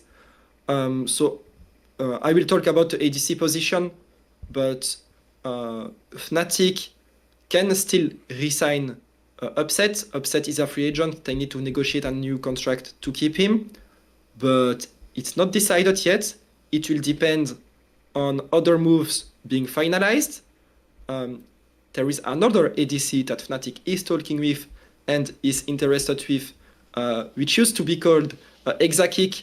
Now he's 3Exa, but Exa is possibly going to Fnatic, but Upset remains an option as well. It remains to be seen who they can pick. There's always the possibility to go for a Korean ADC, like they talked with Paduk, but right now I would say Upset and Exakick are the two main European options. And then for the support position, I will let Alejandro and this. Okay, so support position, it's not, of course, again, not decided, but from my point of view, there are not a lot of players available in Europe. You have Targamas and that's all right now. And as far as I know, they are looking for options in Korea. It's not decided because they need to close Vladdy before Vladdy will decide also which support he wants, And when they close Vladdy, probably the jungler will be done too. So there are two players deciding which is going to be the support. Between a lot of people that could be, it's Piero, you have also Lospa, you have more names, Wooloo, they are talking with all of them. Targamas. Well, yeah, the one I said. So we will see what happens. But as far as I know, the support, which the players that are locked before, probably Bloody and the jungler, will take decision in support, and support probably will take the decision of ADC. Not like the decision, but will have a lot of power to decide with who you are going to play. We forgot one option. Yeah, that's what I was. John. Oh, exactly. Yeah. Jun is still in contract with Giantex. I am not saying that he is leaving. For me, the most likely scenario is he's staying, but we will see. Yeah, it's still... Probably you have more info. I'm just saying that he's still a player that Fnatic would really want, and the only reason we are saying that Razork is not locked is because of this move, because Fnatic have tried multiple times this offseason to get June. It remains to be seen if they manage to do it, but so far it looks like it's more likely that June stays in Giant X, but June is the first option of Fnatic. He is the first option, but probably it will be hard to get. Yeah, I was going to say, hadn't we've already talked a little bit about this offseason? Hadn't there already been some like negotiations between them, like throwing out buyout numbers and stuff like that? Or I'm trying to remember exactly what we had talked about previously, but that there had been maybe some rejected offers on the Giant X side for June already, from Fnatic. Wooloo? Yeah, I don't know that. I'm pretty sure that was something we talked about, right? Didn't we talk about that already? No, there were a lot of negotiations. Indeed. Yes. I mean, Fnatic this offseason offered a lot of things to a lot of teams because they were not sure what to do. Now they seems that unless they decided Bloody, and when they close Bloody, there will be a roster around him, so they already know more or less the path. But imagine that Bloody fell down. We are at the start again. So I just don't want to say 100%, But yeah, there are a lot of negotiations with Giant X. Probably they had talks with BDS. They had talks with other teams for sure. They also had talks with Navi because they had to offer Bobby. I bet my life they talked with all the teams this offseason in LEC. For definitely. sure. Yeah. Yeah, but definitely still crazy. I know to a lot of people that were this far advanced in the offseason to still not have any players locked, even though obviously it seems like they're getting pretty close to a couple positions here and there. It's definitely going to be, it's very, I guess, memeable to a lot of fans out there that Fnatic has nobody locked to this point just yet. So I know we're going to see a lot of joking and stuff about that, but obviously Fnatic will be able to silence those with some results in this next season, or those people are going to be fueled if Fnatic ends up having another up and down year, another year of coming up short and all that. So it's going to be really interesting to see not only who they choose to fill out this roster, but also how they're able to do in 2026, because we keep hearing, every offseason how, Fnatic's going to be different, or this time we're doing things different, or this time we got the right players, or whatever. And, hopefully 2026 will maybe be the year where things are actually different and we actually get a little bit better results, because I don't know, I think the LEC is more fun when Fnatic is a top team, when they are a competitive team, because of the fan base and the rivalries and all that stuff. I don't want to see Fnatic down in the dumps. No, but I see our last question in chat. Is before an option? Not right now, but there have been some discussions, but he's at this stage he's not like into the options that we listed. Gotcha. But yeah, so anything else related to Fnatic there? I know we kind of talked a lot about a lot of different options, a lot of different storylines, stuff like that. Anything else that coming to mind for Fnatic for either of you guys? No, I think we said you guys know everything that we know now. We said all options. Now you guys know everything that exists right now, I think. Yeah, that's now you have no secrets about Fnatic, no mystery. You can fight for which players you hope that they get, and yeah, those are all the options we just said. Yeah, sounds good. And obviously that's the goal here, like we've been saying, to get all this information out to you guys all at once and kind of just spill your brains out. But moving on to the next team here, I think this should be, I guess, one of the last couple teams in the LEC to get through now is going to be Giant X. Obviously, a couple spots left on that roster that are maybe almost filled or about to be filled or whatever. Still a couple question marks. What's kind of going on with Giant X? I know we've talked about some of their players already, kind of tied to other teams or other team interest, whatever. What's it looking like? Yeah, so honestly, I think we don't have to spend too much time on Giant X, because what they've mostly been doing is to deal with Fnatic for, maybe getting Razork. They would like to get Razork, but otherwise they are happy to keep Isma, who would stay. They have gotten those offers for June from Fnatic, not accepted now. But apart from that, that's it. Yeah. I mean, there have been quick discussions, if Giant X maybe get Vladdy, they could sell Jackies to Navi, stuff like that, but nothing advanced, nothing concrete. It's really like Giant X was happy keeping all their other players. Sounds good. Nice and easy, nice and simple there. Nothing too crazy going on. Obviously, a couple of those moves could potentially be big, like you said, whatever ends up happening with June. But I guess this is now the last team in the LEC to get to, rounding out kind of everything that's been going on, is going to be Carmine Corp. There are two, no? Well, yeah, Carmine Corp, go. That's what I'm saying. Yeah. The last team, we got to get to them. No, but Los Ratones is also left. Hey, that's like the halfway LEC team. We don't know if it's LEC or not. Yeah, makes sense. Yeah, that's true. But yeah, KC stuff first. What's going on with KC? I know we have maybe some KC and some KCB stuff at the same time, all that. What do we got going on with K Corp? Honestly, K Corp, we don't need to take too much time either. We reported the roster they will have Kana, who resigned. It took some time. He had offers from Team Liquid, talks with other teams. Yike is staying. Kyehu is joining into mid lane after KC attempted and talked with many Korean mid laners. Kalist is staying, and magically KC got Buzio this offseason into support position coming from NA. So we don't have much news for you, but there is one question we are often asked is about the coaching staff, and Alejandro, I will let you take it from here. Okay, so it's your news, so if you want to do it, I don't want to get your credit. No, but I just talked about KC, so I don't want to be the only one talking, But okay. if you want, I can... About the coaching, no, do it because I don't want to get your credit. But we have a new about the coaching staff, so yeah, okay. If you are more comfortable that I do it, I will. But it's yours. Yeah. So the head coach of KC is Rupert. The other options they had: Alejandro, Mitty, Nukeduck. Mitty was an option. Nahowski also, Nahowski, new head coach of Vitality. Yep. Yep. In assistant coach, there have been a lot of discussions as well, and this week the KC had to make a final choice. And among the last options, we had Zeph, that is now coming from Koi, and we had Odo Amne, the coach of Los Ratones, also broadcaster into LEC, former pro player, and the decision of KC has been made, and I'm going to pick this hand.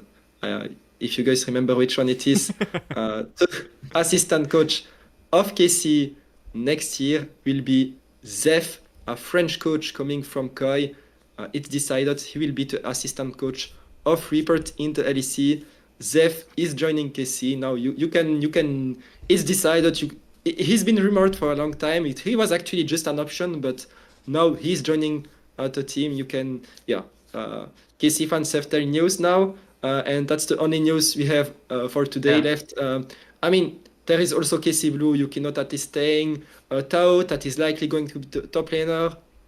Rest of the roster is known as well. So that's it for KC this offseason. They've been one of the first teams to lock their roster, and that's it for you guys. If you are a KC fan, you still have the Blue Stars project, which needs to be decided and needs to build a roster. But that's it for KC offseason. Yeah. Got you. I already reported everything, so. Mm-hmm. Yeah, and now you guys know everything that we know about KC. Sounds good. That's definitely what a lot of people are looking for. I know a lot of people were typing Zeph in the chat throughout the whole stream so far, so I know that seems like kind of what people were hoping for, so that's cool to see that get done. Also, I guess real quick, one other team in the LEC, I didn't even see this on the list, I just kind of scraped past them with my eyes. SK, I know that's also a team that was done, a lot of their moves were done really, really early in the offseason. Is there any kind of SK stuff that hasn't been covered throughout this offseason? Any interesting SK stories that we've maybe been missing out on? No, it was decided very early that Mikix wanted to join a team with Leader and Wonder. The only team that could do it was SK. It's something he attempted for a long time, as we have always reported. Some years ago, Cloud9 was close to have Leader with Mikix in the same team. Then Fnatic considered it. Then Skins was resigned. They tried out ADCs, many names like Exakik, like Whispers, like Patrick, and they decided on Noah as ADC. So not much news today for SK Gaming. Their off-season is done. So, but if you missed it, it will be a unique roster next year for SK Gaming. Yeah, it's definitely going to be one that, who the heck knows what's going to happen, but it's going to be interesting to see. And then, as Alejandro already talked about a little bit as well, the last kind of LEC, ERL mixture. Yeah, I meant Yopa, guys. I meant Yopa. Yeah, that's right. I meant Yopa as it is. You say Noah. Right. I don't remember saying Noah, but... yeah, you did? I didn't know if you just mispronounced it, or I was like, maybe it's the accent. I don't know. No, I can be very distracted sometimes. I'm Yeah, empty. Yeah, no, you're good, you're good. But then the last kind of LEC-esque team to get to is, of course, going to be, as Alejandro alluded to before, Los Ratones, who I'm sure is a obviously very popular team. People have some questions. What's going on with them now that they're going to need to level up a little bit if they want to compete with the LEC teams for sure. So what's going on with Los Ratones? What kind of moves are they crafting up right now to get ready for this winter split in 2026? So do I say or you say, Wooloo? 1-1. Okay, you can say, but I have like a little teaser. Okay, go for it. Go for it. Hello, everybody. This is my teaser. That was pretty good. I don't think you can ever do it Okay. justice. It's a one of a kind for sure. But that was hilarious. You have to do it. What? But you guys I get do it, no? assistant. I do assistant. Okay. No, but okay. So Los Rat. Oh, I guessed it. See, I did it. That's how you can tell it was good. That's how you know. Yeah. Okay. Well, Los Ratones, they keep the roster, but they are making a change this offseason. They will have a new head coach, and the head coach is none other than the voice of Yamato Cannon, who is joining Los Ratones for the end of the year and the LEC versus this winter. So yeah, Yamato Cannon back into LEC for a short time. He will join Los Ratones next year. Yeah, and just to add, I think Yamato is not going to be alone. As far as we know, he's going to have an assistant coach, and the assistant coach of Los Ratones is going to be Saves. Yeah, Shaves, who has coached with Yamato Cannon in KC 2 years ago, in Fnatic before that. So they are kind of a duo, and yeah, who says Yamato Cannon says Shaves. Yeah, they are the new Mac and Pad, you know. So both are joining Los Ratones. But actually, if I'm not mistaken, Shaves, he stayed a while in Fnatic and he played with Nemesis. He coached Nemesis in the past. So we have a reunion. Possible. Yeah, I think we have a reunion between Shaves and Nemesis. I think that's the case. It's true. Yeah. Yeah. Yes, he was playing in 2020 and 2021. Oh, wait, he was 2 years until 2024 in Fnatic. Yeah. So yeah, for sure, he was with Nemesis. So we have a reunion of Shaves and Nemesis in Fnatic as well. Yes. Somebody said in the chat. Somebody said Reckless too. I guess. Yeah. Yeah, actually, yeah. True. Yes. Yeah. Oh, good point. Hey, chat. Reckless and I was not thinking about, but yeah. Hey, chat. Yeah, Reckless also got coached by Shaves actually. So maybe some synergy there that can help Los Ratones, you know, try to get some wins in LEC. Would be fun. Yep. Some people are asking about. A lot of people are asking about top lane. You said the roster staying the same. Yeah, both is staying for winter. Okay. Seems like people were not totally clear about that, so just clearing that up before we go too crazy. People are saying, "Ain't no way Boss is competing in LEC." Oh, he is. Yeah, it'll be interesting to watch. I mean, hopefully it goes good. Like I said, no matter what, people are going to be tuning in. It's going to be hopefully great for viewership, great for some storylines. Obviously, there's already some drama going on, you know, between some of the LEC and Los Ratones and all that. So if Los Ratones does pull off some crazy upset, or even if they get some highlight plays or something, like, it'll be cool. I hope this goes well, because I hope to, you know, see more of this and see more of Los Ratones and everything like that. But yeah, it'll be interesting. Pretty cool stuff. And yeah, hopefully Yamato is able to guide this team to that next level and show them, you know, what the LEC is all about as well. But yeah, any other LEC stuff overall that you guys think we've missed out on? I know we covered just a ton of stuff, obviously, so I'm sure, you know, we don't even know what all we said and didn't say and all that stuff, but anything to wrap up the whole LEC portion of the latest offseason news?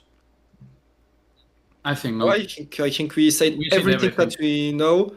So I think everything is locked in LEC, except Fnatic, which you know all options of. So yeah, the players that Fnatic want, if they don't end up of Fnatic, they will not be in LEC. So we may have a strong McDonald's team this offseason again. Remains to be seen, but most of LEC offseason is nearing the end. We just need to wait on Fnatic news. All right. So Obviously, that then means that the time to move over to the LCS is now, if that's what you guys are ready for. I know the LCS kind of has some big news and big stories and stuff to talk about as well. There's a lot of question marks going on over there.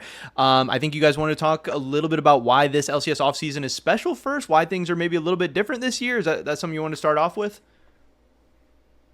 Honestly, the LCS offseason has been slow as well, but it's mostly for the same reason.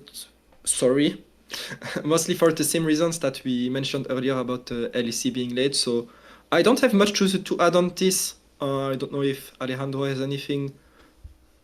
No, I mean, the hierarchy, I don't know how to say it, but usually FlyQuest was the one who was deciding everything in LCS, unless the last year. And now there is a new king, I will say. Well, there are two kings. Probably Wooloo know why I'm saying that. but yeah, I mean, right now, Lion, it's not a secret. They got inspired. They have a lot of budget. They are building a really solid and good roster, in my opinion. So yeah, I mean, FlyQuest lost the jungler, lost also the support. So this is what for me changed this offseason in LCS. Right, and of course, if you guys are ready to start diving into the teams, I know the first one that we want to talk about, if you're mentioning FlyQuest and what's going on with them, like, do you want to start talking about the FlyQuest stuff for next year already? Because obviously that's something people have a lot of questions about. You know, FlyQuest in 2025, 2026 is going to be a way different team, way different goals. You know, maybe the rebuild starting, whatever. What's the latest with FlyQuest? What are they doing here? Because obviously it's not what a lot of people were necessarily hoping for, but they're hoping we can at least, you know, find some silver linings for next season. You know, FlyQuest fans need something to get excited about for 2026. I'll let you start, Alejandro. Okay, so as far as I know, they keep the mid laner. They also keep ADC, if I'm not wrong. Yeah, Cotton Massey, yeah. Yeah, and they also decided, as we reported, that Wipo was not going to be the starting top laner. So they had to find a new top laner. I know they considered different options. They did some offers. No, offers, I don't know. At least interest. I am not going to say offers. But as far as I know, Gaggos is the one who is more likely in FlyQuest to be the top laner. So I'll let you say if you want to confirm. But no, Gaggos will stay as top laner. Gaggos is going to be the top laner. Yeah. I think they did see if they could do a 6-man again, if that's what you mean. But yeah, I'm not sure. But they also were looking offers. Top laners. You know that.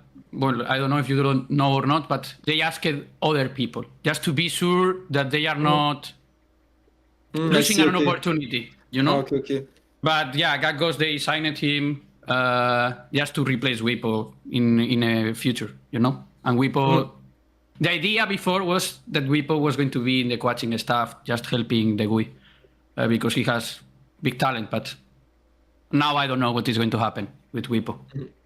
Yeah, Wipo has no team yet, looking very unlikely in LEC, and not in LCS yet, so he may end up in McDonald's, but it remains to be seen. However, we have news for FlyQuest that we already shared yesterday, because we have Griffin, who is coming in the jungle. We reported it before the show because he's coming from Brazil, and there's a lot of Brazilian reporters who would not wait to report it. So, Griffin is going to FlyQuest. This one we couldn't wait, Yeah, we won't talk about it too much because we did earlier in the show. Yukino was the first option. He declined the offer. And the remaining position for FlyQuest is the support position. And I have some info about it, but it's far from being decided. Because FlyQuest will take time to decide on support. And there is a good chance that the support of FlyQuest will be another rookie, another young player. Which means that the team has 3 young players. So FlyQuest really rebuilding for the long term. They are not building a super team. They are really rebuilding for the long term. and they are organizing tryouts, as Alejandro said. They are doing tryouts in person, and the support state tryout are very young, never seen in LCS. So they will likely give a chance to a new face that nobody knows, but they are really considering multiple supports. I think there's really a lot of names, and yeah, it's still very much to be decided. Yeah, no, I have the same info. They are going to do tryouts. Most of them are rookies. They will decide who is the best, and they will take him. That's it. I know that they are going to do a lot of tryouts. Yeah. That's the info I have. Yeah. No, it's not like between 2 or 3 players. There will be more. Yeah. I heard 10, to be honest. So Crazy. Yeah, I heard makes that sense. so, It's a lot going on. yeah. I mean, the chat has guessed some names of players that will be in the tryouts, but it's too early to say like who is going to be the support. Yep. Yeah, and I like I said a little bit previously before, I know that it seems like a lot of people do kind of have faith in FlyQuest as an organization and Papa Smithy as a talent evaluator, and like if a team is going to be able to do tryouts and find one of these underrated young players or whatever, that maybe FlyQuest can be that organization or whatever. And also at the end of the day, you're going to be paired up with Masu in the bot lane, so you're not necessarily starting off on a bad foot. Yes, FlyQuest is not the team that they were in 2025. They're not going to be that in 2026, but it's not like this is a total blow up. It's not like FlyQuest has no resources or nothing left. Like there is a chance that even as part of a rebuild that it could be a little bit of a faster rebuild than maybe most teams, because I think there is still some stuff to work with here. It's not like FlyQuest is starting from absolute zero here. No, definitely. But yeah, I would say this off-season is a rebuilding phase for FlyQuest. Hello to Papa Smithy in the chat. But yeah, I think this off-season, when you lose Inspired and Buzio, it's hard to get an upgrade, so you are betting on the long term, in my opinion, with these moves. So yeah, but personally, I'm always but I'm always excited to see rookies in the major regions. So it will be interesting. Yeah, and as Papa Smithy's saying in the chat right now, FlyQuest lost the offseason, so we'll have to see if that ends up aging well, if it ages poorly, if that's going to be a meme throughout the year or what. And, maybe FlyQuest will surprise some people. Maybe this will end up being a bigger year than people expect. But, yeah, obviously, replacing Inspired, replacing Busio, those are very, very big shoes to fill. But maybe they're up for the task. Maybe this, like I said, it's possible this rebuild could go faster than people are expecting. We'll have to wait and see, but I think there's some good stuff here. I thought the Griffin pickup was really, really, really cool. That was a name that I was really excited to hear about, something I wasn't necessarily expecting, and we'll see how all that plays out. If you guys don't have any stuff left on FlyQuest, anything we're missing out on?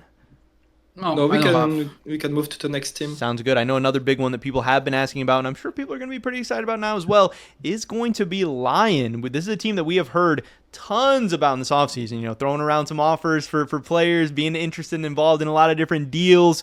Can we talk a little bit about what the possibilities were for them, but also can we talk a little bit about what they're actually getting done, what this Lion roster is going to look like in 2026? Yeah, definitely. Yeah. I will be clear, Alejandro, you can take it after this, but Lion's roster is done. It's decided. It's decided.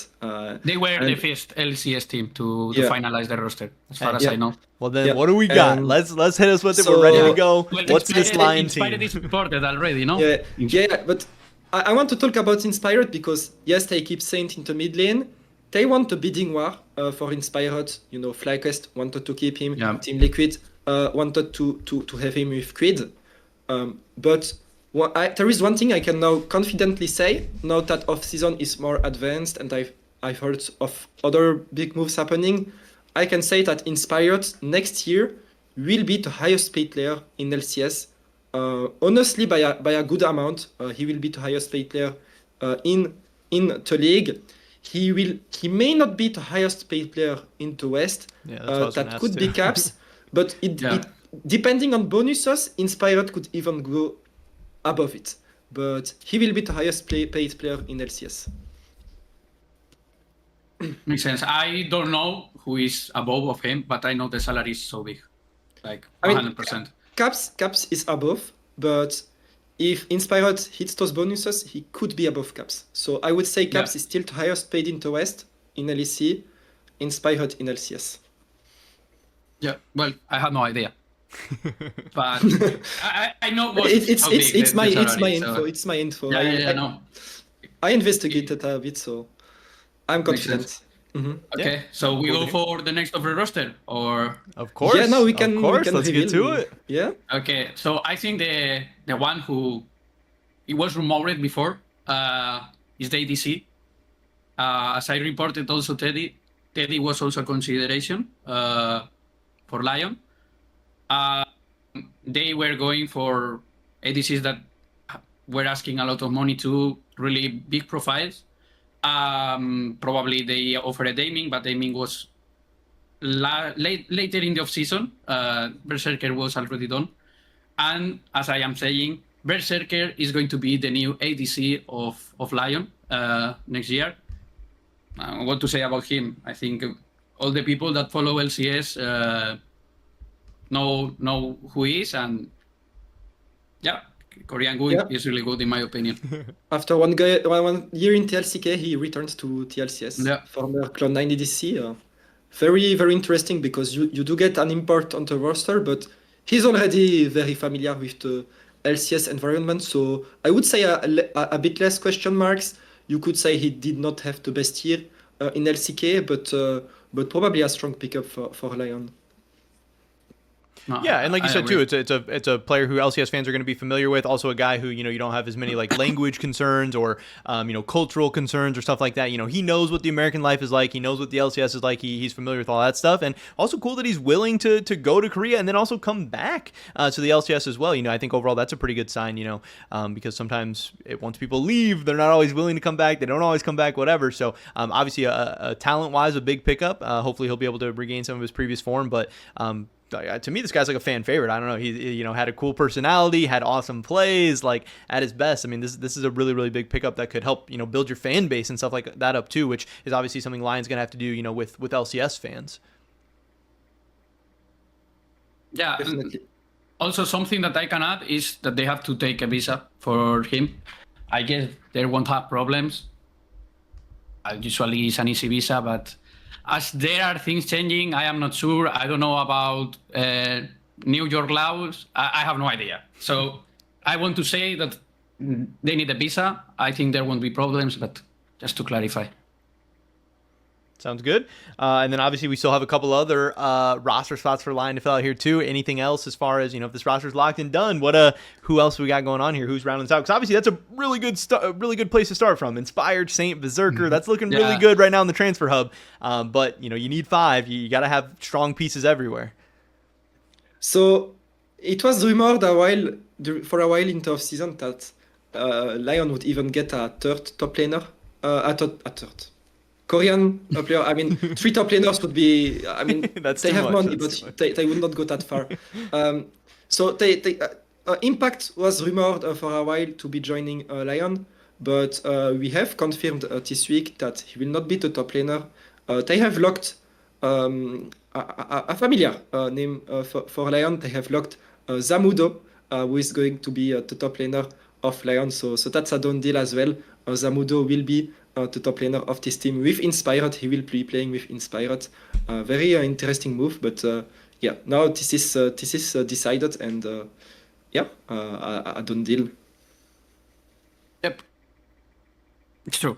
Were there any other top lane considerations or anything like that? I know we talked a little about impact. I heard options. Yeah, I heard options, but I don't want to assure it because I am not 100% sure how much interest they were giving. Impact, I heard it. I heard other Korean top laners, being honest, but makes no sense because if they have Berserker in ADC, why are you trying to get a Korean top laner? This was before Berserker was done. Mm-hmm. So yeah, I mean, Zamudo, I think it's a strong pickup, being honest. Was locked early in the season also, so. Yeah. And then obviously, we got to finish up this transfer hub. We got to finish out this roster. What's it looking like for the support now, too? Go for it. So sorry to NA fans because for the support of Lion, I'm never sure how to say his name. but they have Yeah. gotten the former support of Dignitas Isles. I don't know. I'm so Isles. sorry. Isles. Isles. Yeah, Isles. something like that. Isles. Isles. Yeah. Every time I say this name, I think about islands, but there is no land. But yeah, Yeah, it kinda he's makes joining Lion. I don't say it is against the player very much. I think he's a very nice support, and yeah, he will be completing this. Could we call it a super team? I don't know, but he will join a super jungler. Yeah, I was gonna say That's almost definitely the super case. team, a So- super-ish so- team. Yeah, he will complete this roster of Lion. Yeah. Yeah, and we even have last news to confirm, and yeah, South American reporters have been quicker than us on this one because Yes. we try to keep some for the show and some stuff leaked before the show. Also, there was an account in Twitter. I don't remember the name. Maybe I can check. But there was an account that, at least in Lion, was pretty accurate on Yeah, Twitter. yeah, I need to give 1 second. Let me check the name. I don't remember.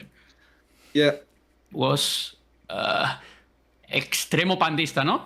yeah. Also, yeah. In Lion, he was fast. He Info got it first. So yeah, Yeah. I wanted But- to say.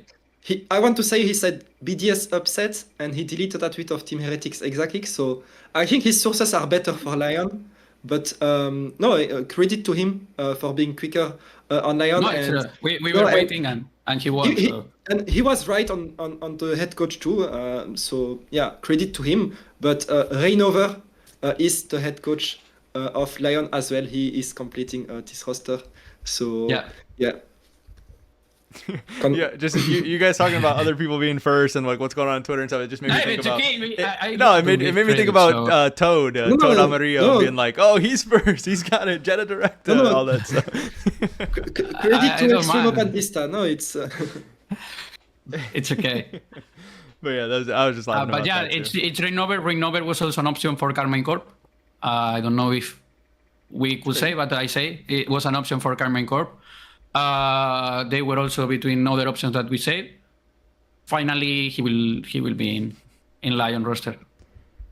yeah. So the final roster: Zamudo, Inspired, Saint, Yeah. Berserker, Isles, and That was Reignover good. as head You coach. said it good. There we go. We're learning. Yeah, We're getting, I getting tried- some no, I'm English in almost- here too. I've been practicing my English a lot for those shows. No, I need to. I didn't. I was about to say, Alejandro, I'm sorry. you're next. I still have to improve. I know.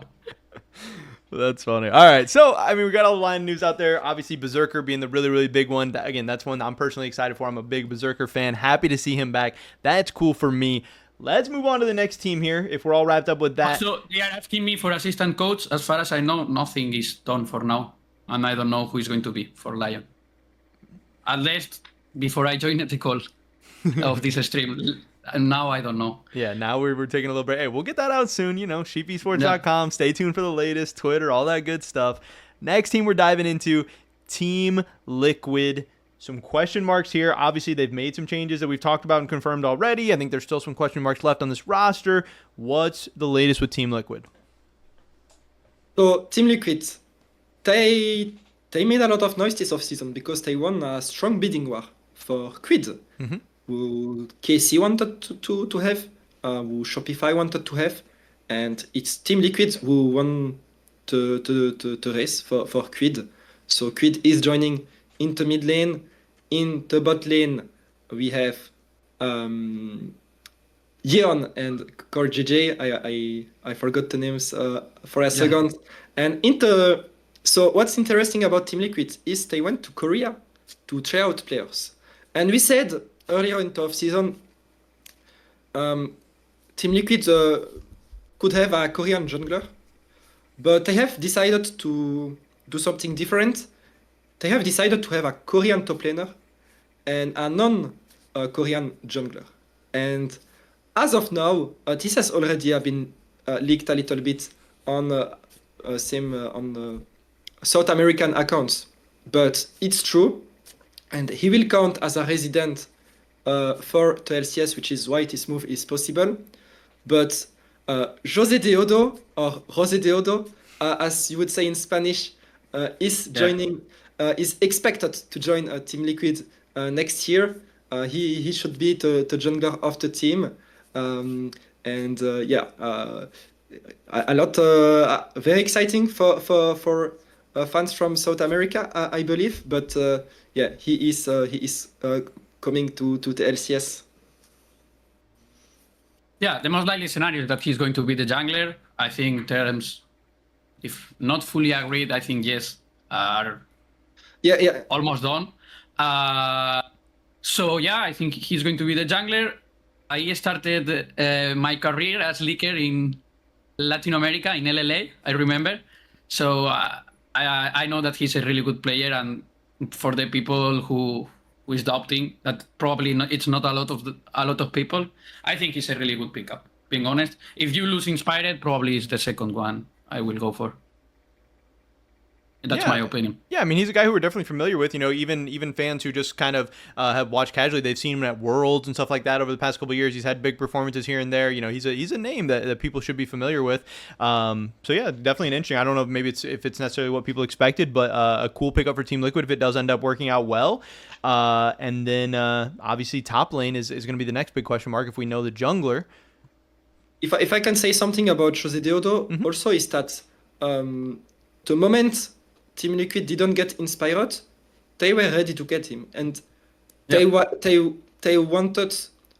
they preferred to have José Deodo than try to continue bidding for Inspired. Actually, it's Team Liquid who said, "Okay, Inspired. No, if you cannot accept this money, we move on and we take José Deodo." And so yeah, I would say he was quite high priority in Team Liquid. Right, and that should speak to a lot about the confidence that they have in him, you know, as being a, you know, their jungler for the future, and in his talent, his potential and stuff. So, you know, if you do believe in the, you know, abilities of the TL organization and coaching staff and management and all that, you know, it seems like this is a move that they seem pretty confident about then, you know, if they were that high up on him. Yeah. And then, as we said, they held tryouts for the top lane. In Korea. And for a while, the top laner they tried out, one player they considered was Castle from DSG. DSG, yes. Yeah, but latest news, they have decided not to take Castle. He will not be the top laner of Team Liquid. He will join another team. However, in the off-season, Team Liquid have tried to have an LCK top laner that is quite good. They have He's from a team that we already talked today, right? Really? Yeah. No. I didn't. Okay. No. There is another top laner that they tried to have. It's a Clear. They tried to have Clear in the top lane, Team Liquid Clear, but Clear has decided not to join Team Liquid, and they are trying or close to settle. So we are not saying this is a done deal yet, but they are trying to settle in the top lane for another LCK top laner whose name is Morgan, who played in LCK this year.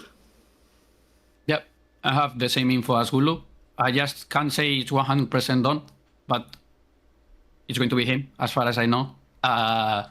So yeah, I don't know what to say about him. I know he was with Brian, and yeah, I mean, I think he's a really good pickup, being honest. He's a solid top laner, and for LCS, I think he will have a level for sure. Hey, what are you trying to say about the LCS? Come on, what's that? No. I mean, I will say the same in the LEC. That's funny. You're like, hey, for the LCS, he's good enough. He'll get the job done. I mean, for LEC too, and he was not that bad in LCK. Probably he was not the top, like number one, but for me was not that bad. Yeah, so I mean, obviously Wooloo. that's Okay. exciting to have another roster, like you said, not 100% all the way locked in or official just yet, but at least the where things are trending for this TL roster. Yeah, like you said, the big bidding war they won on Quid is definitely an awesome piece to be building around in the mid lane with that solid bot lane. I know some people are wondering, how well Core JJ is going to be able to rebound and bounce back, and if he's past the prime in his career or not. But if Core JJ can be a solid veteran presence for this team with some of these new players coming in, could be a very, very exciting team. I think there's a lot of different ways this Team Liquid lineup could end up, playing out. But it's cool to at least see, who they're going for, what it's looking like for 2026, having another team, at least close to done for next season, which is exciting. It's always what we're looking for. Any other kind of random information, any stories, Team Liquid, coaching staff stuff? Did we talk about coaching staff stuff? Coaching staff, they are keeping to same head Yes, coach. same. Okay. Yeah. Nothing too crazy But there. they did bring in Spooks as assistant coach, who was the assistant coach of 100 Thieves with Quid. So Remember. he's coming with the mid laner. So yeah, that's all news for Team Liquid. But we have news about all other teams, guys. So don't worry. We're getting there. Yeah. We're getting there. No. I see some Sentinels fans in the chat. Yeah, no. Oh, yeah, we're gonna get the talk Sentinel about stuff. Sentinels. I think the next team we have lined up here is going to be Cloud9, which has been another interesting team this offseason with some moves going on, some unexpected stuff. Obviously, the whole Loki situation kind of, I'm sure, catching a lot of people off guard. I don't know how much there is to talk about Cloud9, but do we have anything interesting on the C9 front? Well, Honestly, they were trying to keep the start of the offseason. As far as I know, they were trying to keep the world roster. They just had a problem, like Loki, for reasons I don't know, is not going to be any more the mid laner, and we already reported that Appa is going to be the new one. So that's all. Being honest, I don't have more. I don't know if Wooloo has more information, but they were trying to keep most of the roster. So yeah, and then of course there's like the coaching staff changes and stuff as well. It's kind of another big story from the offseason that we've already covered, a lot. With Inero coming in as head coach, but exactly. Yeah, APA was decided this week. He reached a verbal agreement with the team. He's going to play for Cloud9 next year because Loki had to go back home in Korea, and he will be the only change of the roster. Nothing much to add here. Yeah, I did have some questions about how that all went down, though. Was APA number one option? Did Cloud9 have other considerations? Was APA interested from other teams? I know, I think we talked a little bit about maybe like him seeing what the LEC would potentially be like as well. Can we talk a little bit about that whole situation, anything like that? So he was open to explore options in LEC, but he never had any concrete offer, to be honest, in LEC. Cloud9, same thing. They talked to other players, a lot of players, mid laners from Korea, but they quickly decided that they wanted to have APA into mid lane. So that was I haven't heard any other mid laner rejecting offers. I know they talked to a lot of players, but no, I have no other info about it. I'm thinking about one last thing that we did not mention. So Inero will be the head coach. We also revealed already that I Will Dominate will be also a coach of the team. And one info I had, I've heard more recently, is that one reason that I Will Dominate is staying in the team as coach is because he helped Cloud9 this year, and a lot of players had very positive feedback about him. So actually Cloud9 was very convinced to have him as coach. Apparently, players really thought he had valuable feedback for the team. So I'm not trying to promote I Will Dominate. He even flamed me one time on Twitter, but I've heard honestly, no. I didn't know. No, but Sorry, honestly, sorry. honestly, I think it's interesting. Like I heard a lot of players were happy with the feedback of I Will Dominate, and it's one reason he is staying. And he's becoming the coach of Cloud9 next year. Yeah, I think it'll definitely be interesting to see how it plays out. Obviously, a guy with a ton of knowledge, a ton of experience, both on the professional side actually as a player, but then he's gotten to be with a couple of different organizations now and seeing how all that stuff works out. So I'm sure he's a guy, and like you said, if the players respect him, then that should work out great. Hopefully, it ends up being a benefit to C9 as well. But I think Anero's another guy that's well respected, been around a ton of teams, organizations, and stuff. So I think Cloud9 overall has a cool roster. I'm sure some people have questions about APA and how that's all going to work out and stuff like that, but we'll have to wait and see for the C9 front. Next team that we have lined up here is going to be Dignitas. What do you guys have that's going on with Dignitas? I know there's been some changes here on the management side and stuff like that, but I also don't see too much going on the roster side just yet, at least from what we have. So they have a new general manager, Jonathan, coming from CLG. He even was the manager of the RNG roster that, beat G2. But I will be straight honest, guys. Dignitas had a bad reputation in off-season. Every off-season, when I try to find for information during the off-season, I have players, coaches, agents telling me, bro, how do I contact Dignitas? I sent a message 10 days ago, they are not replying. And they didn't have a good reputation in the off-season. And Jonathan is coming in, as the new person building the roster. And I think it will do a lot of, it will be a lot of positive for Dignitas. I think he has a proven track record. He is always answering everybody super fast. So I think it should make things a lot easier for Dignitas. Now, there is one downside for Dignitas fans. The downside is that they have a low budget for LCS. And I know we advertised this show as you will know what every team is doing. And I think for LEC, we did not disappoint. We told you everything. But Dignitas, sadly, they have no players locked on the roster yet.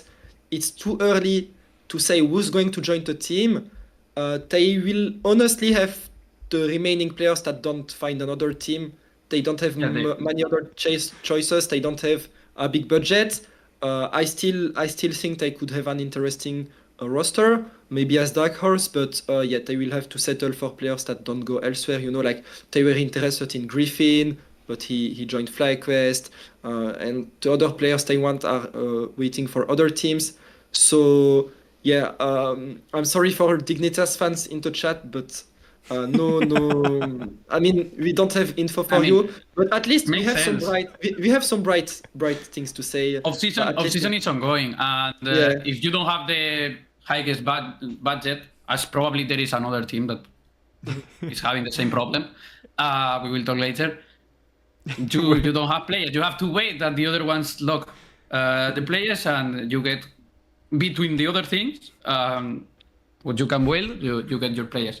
But I have to say, this is not necessarily bad. For example, in Valorant last year, BBL in Europe, they did from scratch a roster. They chose the players that nobody wanted, and they were a really good team, being honest. So this doesn't mean that Dignitas is going to be a bad team. It's like an LEC. Yeah, that I don't know anything about them.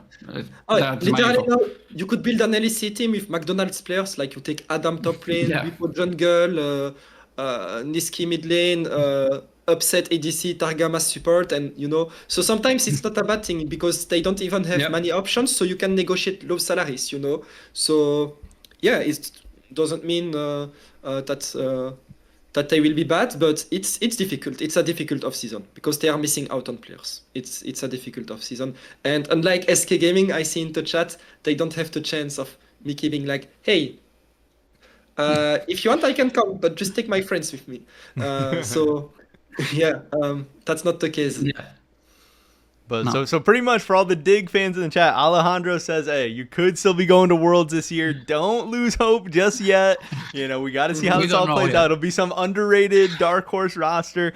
Jonathan is a guy that I, have a lot of respect for, and a guy who I appreciate and want to see him get more opportunities and stuff like that. But it does kind of suck, even if you think he's a good manager being put on a team, with low resources, low budget, stuff like that. Even the best manager in the world, whatever, if he's handcuffed like that, it's going to be a little bit difficult. But hopefully at the very least they can find a couple of shining stars or a couple, undervalued or underrated players or something like that to begin building. But yeah, it sounds like it's going to be a little bit of an uphill battle there, and also a little bit of a wait. So like I said, you Dignitas fans in the chat, you're going to have to be a little bit patient, wait for us. I know you guys are out there, so stay patient. We'll get you that Dignitas news when we can. I see another team that a lot of people are asking about in the chat right now is going to be Disguised, obviously making their ways back into the LCS, continuing on, fighting off elimination, all that stuff. What's going on with or I want to say Dignitas again, DSG, DIG, it's mixing me up. Disguised, what's the latest with them? So Disguised, it's difficult, same as Dignitas, but for another reason, and we'll talk about this a lot for the remainder of the show. But I think it's really undertalked and understated how much of a curse it is to be in a guest spot, because every off-season it's like all your players, they will want to be on a franchise team, on a permanent team. Yeah, how do you plan for the future? You can't give a long contract, for example. Or... Yeah, I mean, the only way you could have maybe as a guest team all players, best players, is if you offer them like a mega salary. But if you can be demoted, how can you have this money? How would you take this risk? So it's really a very, very big, massive disadvantage to be a guest spot team into off-season. And you will see with other moves, because we'll talk about some DSG players who have found another team. So this will be leaked a bit later. But luckily, there is one player that DSG has managed to lock, actually. And this player actually tried out for Team Liquid. But Team Liquid have opted for another option. And other teams have another ID for a top laner. Dignitas could have a top laner, but they don't want imports. So in the end, DSG is able to keep Castle into top lane. Castle is re-signing with DSG into top lane. He will be staying with the team. So honestly, that's a good news for DSG. Being able to keep a player despite being on a guest spot is a difficult task. But unfortunately, this will not be the case for other players.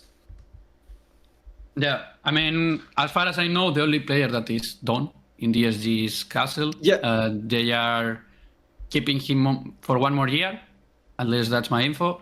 And that's it. The problem, if you are against the spot, you can't offer long contract durations. If you finally get demoted, your career can be a disaster. So it's a high risk to join the team. And Sentinels, the problem was the budget. DSG, the problem is that you can demote, as we'll say. So yeah, they have no other players locked. What I can say is DSG did consider bot lanes from Europe, actually. They reached out to players like Kaiser, like Piero, even European ADCs. They contacted some players too. Yeah, a lot of players from EMEA Masters as well. But now that Castle is locked into top lane, they will not have a double import bot lane. So they can still import a European. It could be a Korean as well, because now you have Castle. Teams usually like to have two Koreans. One other consideration for DSG was to take this off-season the duo of the solo laners from Misa Esports in Turkey. They considered Mihile. We've named Mihile a lot, actually, this show, but he still has no team. And Call Me, they could have gotten this duo together in DSG. It was a consideration, but now that they managed to keep Castle, which was very much uncertain, honestly, I would believe they expected to lose Castle. They will not take the duo of Mihile, Call Me, or other, import duo, I would say. Yeah, and that's it for DSG, that's all we have. I mean, it's definitely disappointing, as an LCS fan. Again, the fact that we already don't even have that many teams to begin with, but then also to see that two of the few teams we have are in such, kind of a difficult position where they are kind of handcuffed. Like, that's really not good for the league, because not only do you want to have strong teams that are, have the potential to go to international tournaments and all that, but this is also the teams that your other teams have to play against and scrim against and all this stuff. Like, man, that's tough as an LCS fan, as as an LCS viewer, stuff like that. So hopefully these teams are still able to find some decent enough players and round out these rosters well and stuff. But seems like both of those teams are in some pretty difficult and tough positions where they're fighting uphill just even from the very beginning. That's not great, obviously. So I don't know, a little bit disappointing there as an LCS fan, but hopefully we have some more exciting and stuff to get us hyped up about. Obviously, one of the big question marks people have been asking in the chat the whole stream, we're finally here.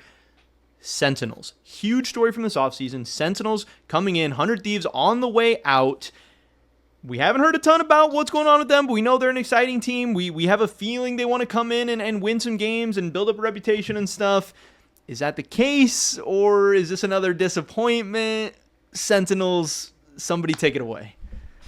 So, Alejandro, you can start about being honest, being honest, I was more in LCK than Sentinels, these Gazed Toast, bottom LCS Offseason. But still about Sentinels, what I can say is that they were prioritizing Valorant Offseason over League of Legends 1. This doesn't mean that they don't want to have a good roster in LCS. They just wanted to be sure to build a good roster in Valorant, And yeah, I mean, what I can say is that most of the roster now is, if not done, almost done. I don't know if you want me to say it, Wooloo, but if you want, I start with mid lane, or we say first the head coach. Did we already post the head coach? Yeah, you can say head coach 1 second. Why? What is this guy doing? I think I will wait. If not, it's strange. Anyway, the head coach, if I am not wrong, what is this guy doing? I don't know what's going on. I have a teaser for the mid lane. I just saw pants, and I'm like, I don't know what's going on. I thought it was pants or something. Okay. No, look. No, I just thought about it randomly, but look, my teaser for the mid lane. Okay, so I say the head coach. As far as I know, it's going to be Golden Glue. my man is thinking, meanwhile, the mid lane. I gave my teaser for the mid lane. Let's see if the chat can guess. I am taking now the I'm sorry, I stole your attention with Golden Glue. I didn't mean to do it. But no, guys, Sentinels have found their mid laner. Who is going to be, and we said that they are losing players this offseason. They would have liked to keep him, but Dark Wings is joining Sentinels in the mid lane, North American mid laner. When DSG picked him up, some people were a bit critical of him, saying, why is a rookie so old? But he ended up performing above expectations in TLCS, and he is joining Sentinels now. In the LCS, in the mid lane, they will have Dark Wings. Yep. And now go for the other one. It's your info, Wooloo. I don't want to steal. Yeah, it doesn't matter who says it, but okay. I see the chat saying I will say it. I see the chat saying they stole an entire core. Yeah. Yeah. I feel bad for DSG. I feel bad for DSG. Because Sentinels in the bot lane are getting as support Uhi and as ADC, also the DSG ADC. Rahel will be the ADC. So DSG, who somehow cooked a roster that could save them from promotion and perform above expectations, Rahel, who was benched from SK, are now losing all their work. Rahel and Uhi are joining Sentinels in the LCS. So yeah, it's basically DSG 2.0 joining Sentinels with a new top side, at least a new top laner. So it will be at least a good thing about this is that they improved a lot in Summer Split. Now we'll be able to see some of those players continue together. Will be fun to see if Sentinels can cook with this roster, but yeah, DSG are really, and I would say the reason they lose those players so easily is just because you are on a guest spot. And players would rather be on a permanent team, especially with Sentinels being new team in the LCS. Attractive brand, I would say.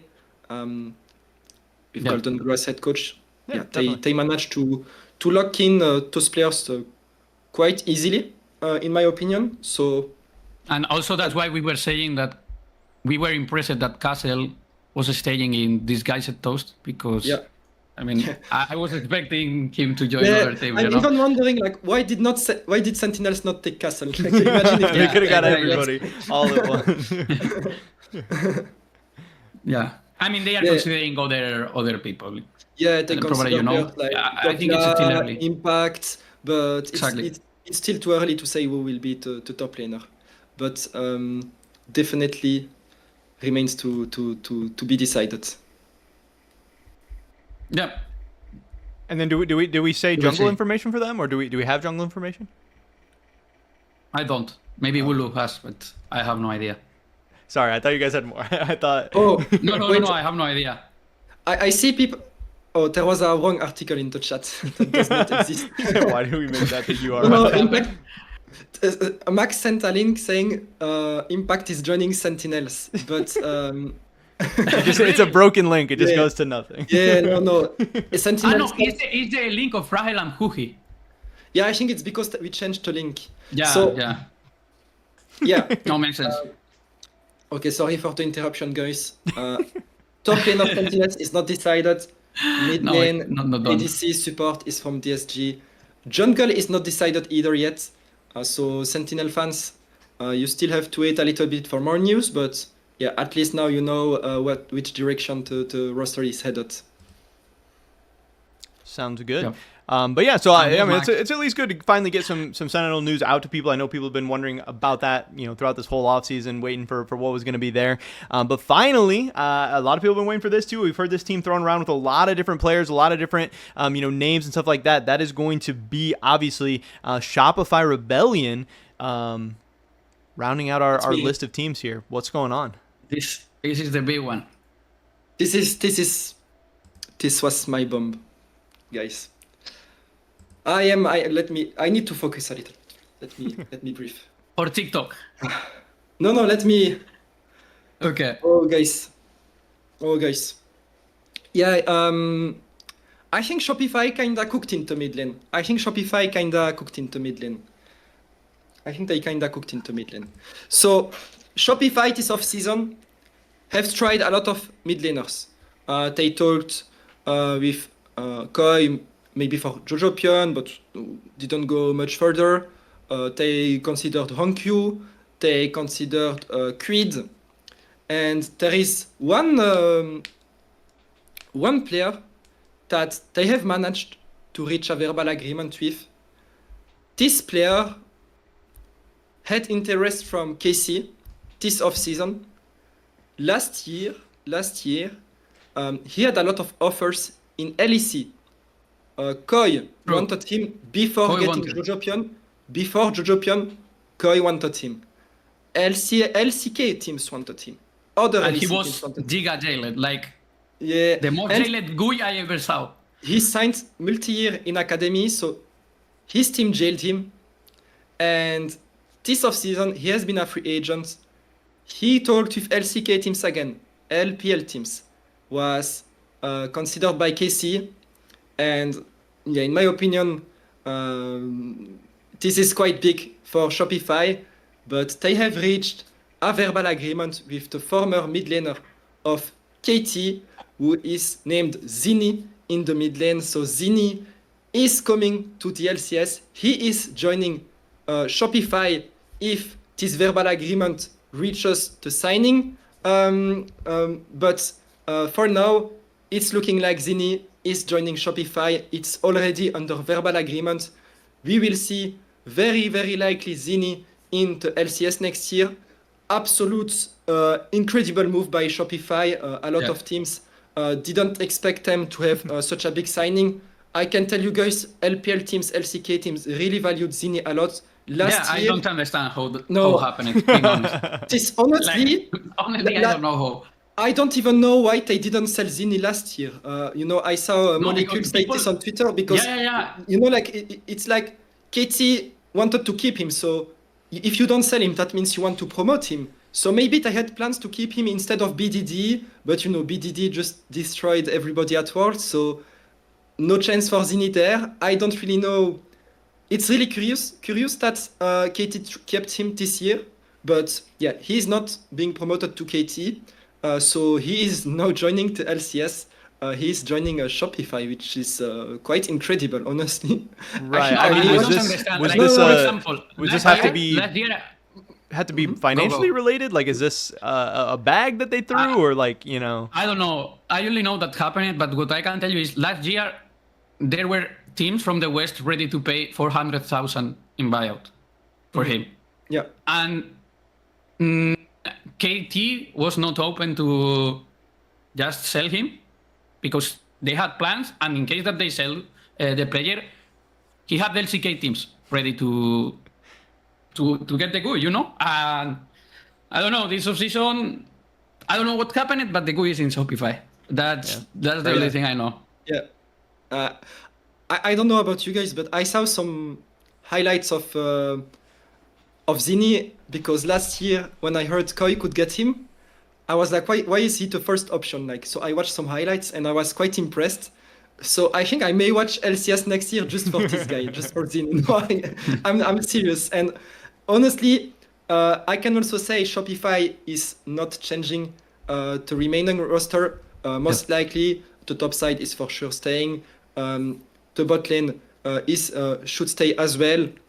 But Shopify had a decent run and had decent performances this year. I would say it makes sense that Palafox is out of this team. He was sometimes a weak link. So if you put Zinni now instead into mid lane, it will have some firepower, in my opinion.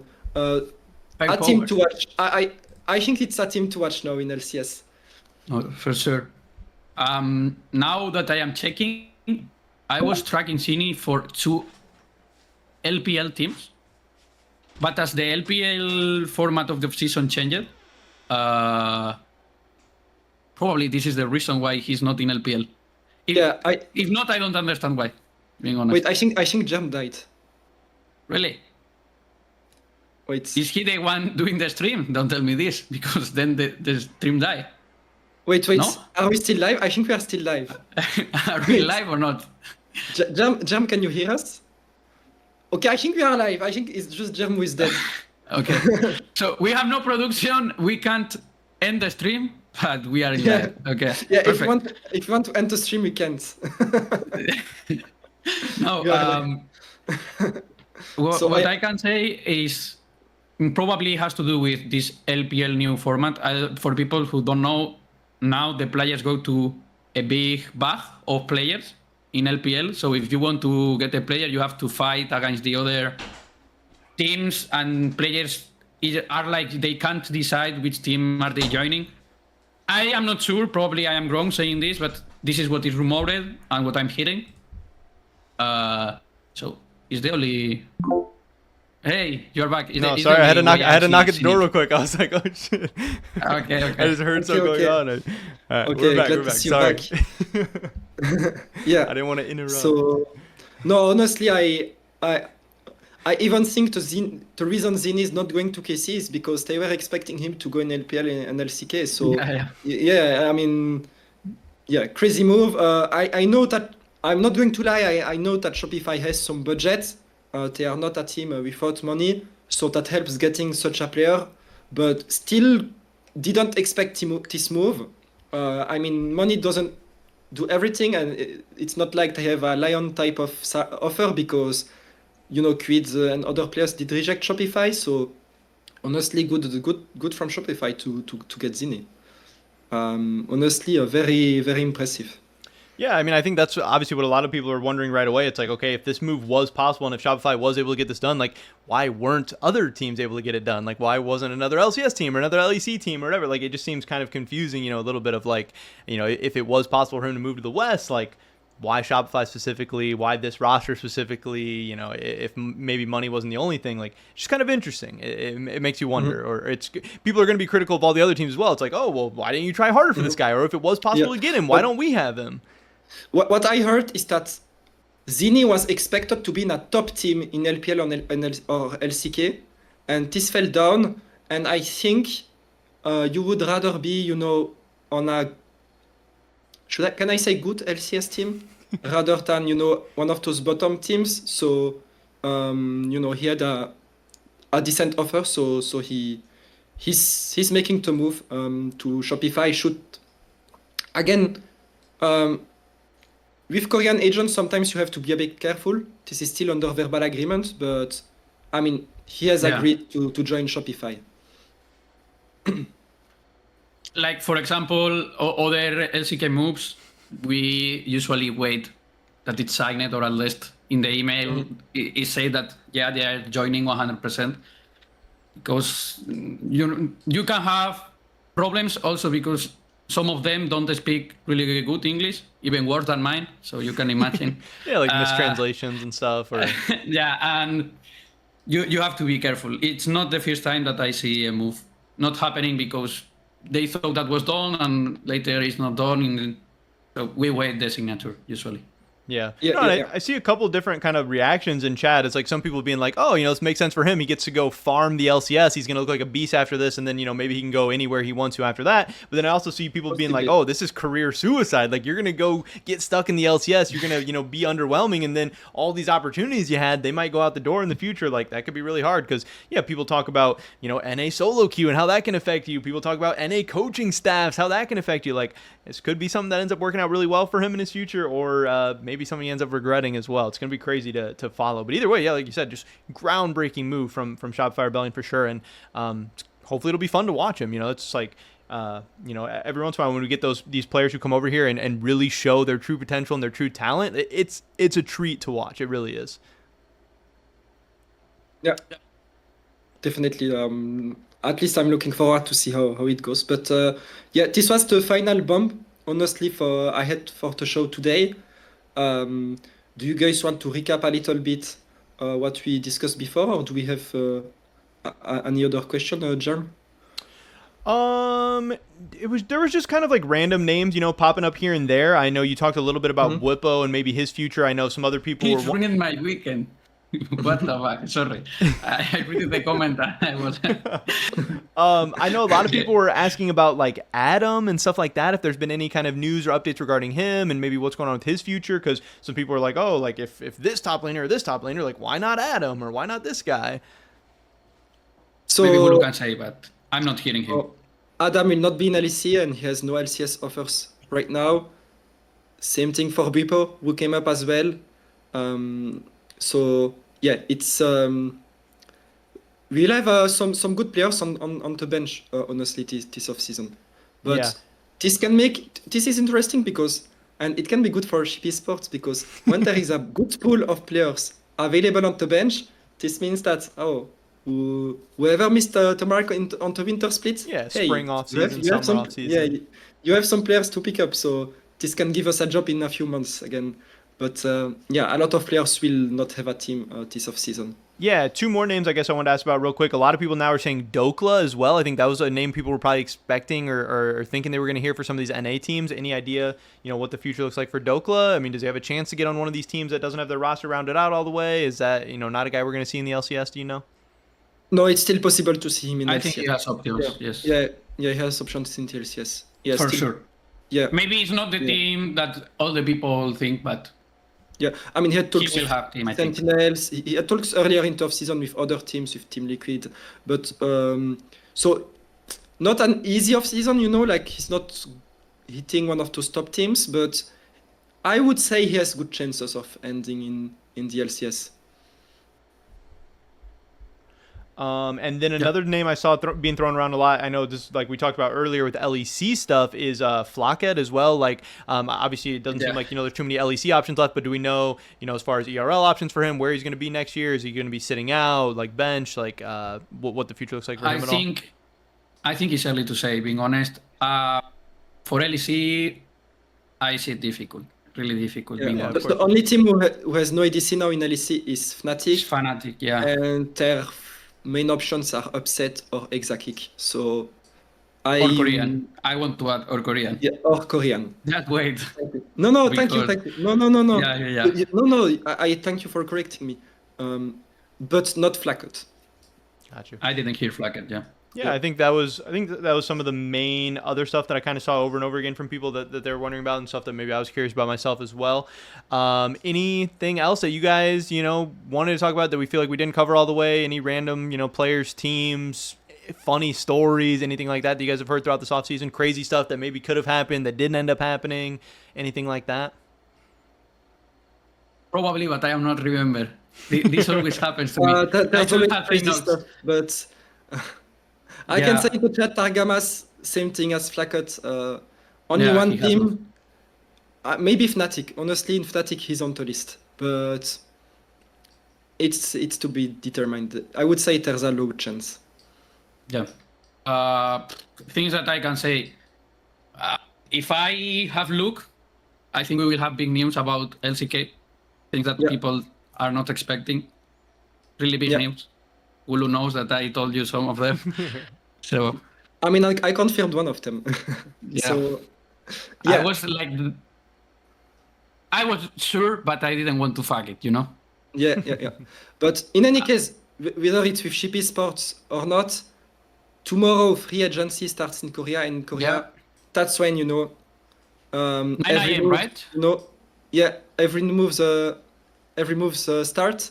So LCK off season will be fun as well. We will try to report some moves, but probably a lot of them will be official before we do, because LCK is so quick. Yeah, and harder it's like to- Carmen Corp. Official Yeah. announcement in same moment. So Yeah, and it's difficult also. sometimes people, I win, but yeah, they, it's they, difficult. they don't. A lot of sources there don't speak English, so it makes things harder too, and they also don't know us. So, but I was using ChatGPT with my mobile phone and putting it in the microphone. This last 2 days. I am not joking. It was my only chance. I've spent So- a lot of time on Kakao Talk trying to get info as well. But And in any Weibo. case, even if it's not from us, you will see on Ship Esports on the page, the website, all our socials. We will cover those information, even if it's not as exclusive. We will cover those news. So look forward to tomorrow when free agency hits. LCK will make a lot of noise. For LEC, we are mostly done now. Only Fnatic to report, which we will do as well in the coming week. And for LCS, remains to be determined who gets this top lane and jungle spot in Sentinels, the Dignitas roster, and the DSG roster as well. But apart from that, we are now quite advanced for off-season into West, and I hope it's been fun to follow, and at least it was fun to work on it.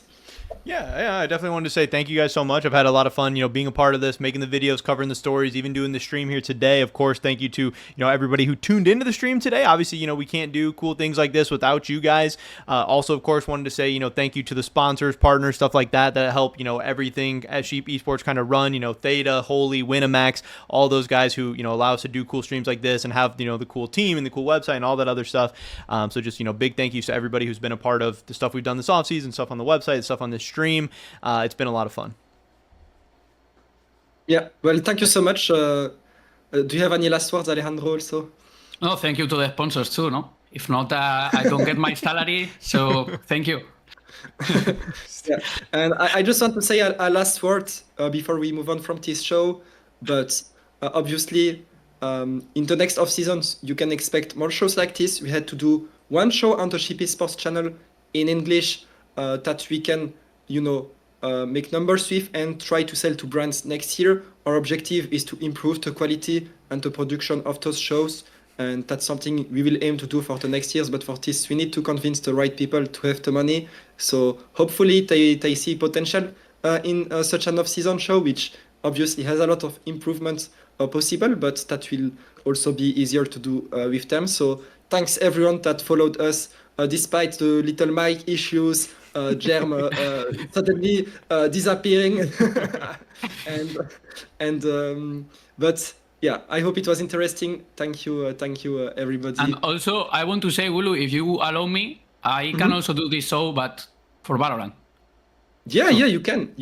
I mean, not that, Valorant maybe now everything is set, But I just you give me the key and I do streams Yeah. about Valorant. I have no problems with it. But you should also stream on your own channel. You Yeah, need I know. to practice. But my channel, I guess, will be in Spanish if I do it. Yeah. Whoa. I mean, I can. I mean, I can try in English, but people You can- will say, they are losing their minds. No, So no. You can stream on your channel in Spanish, my Yeah. channel in French, and Ship Esports is everybody. perfect.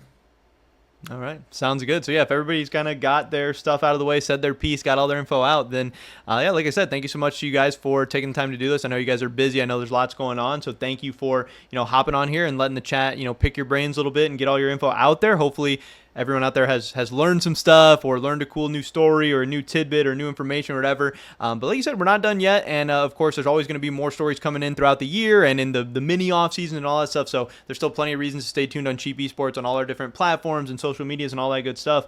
But I had a lot of fun today. I hope you guys did too. And we're definitely going to see you guys soon again somewhere, whether it be on Twitter or the website or YouTube or wherever.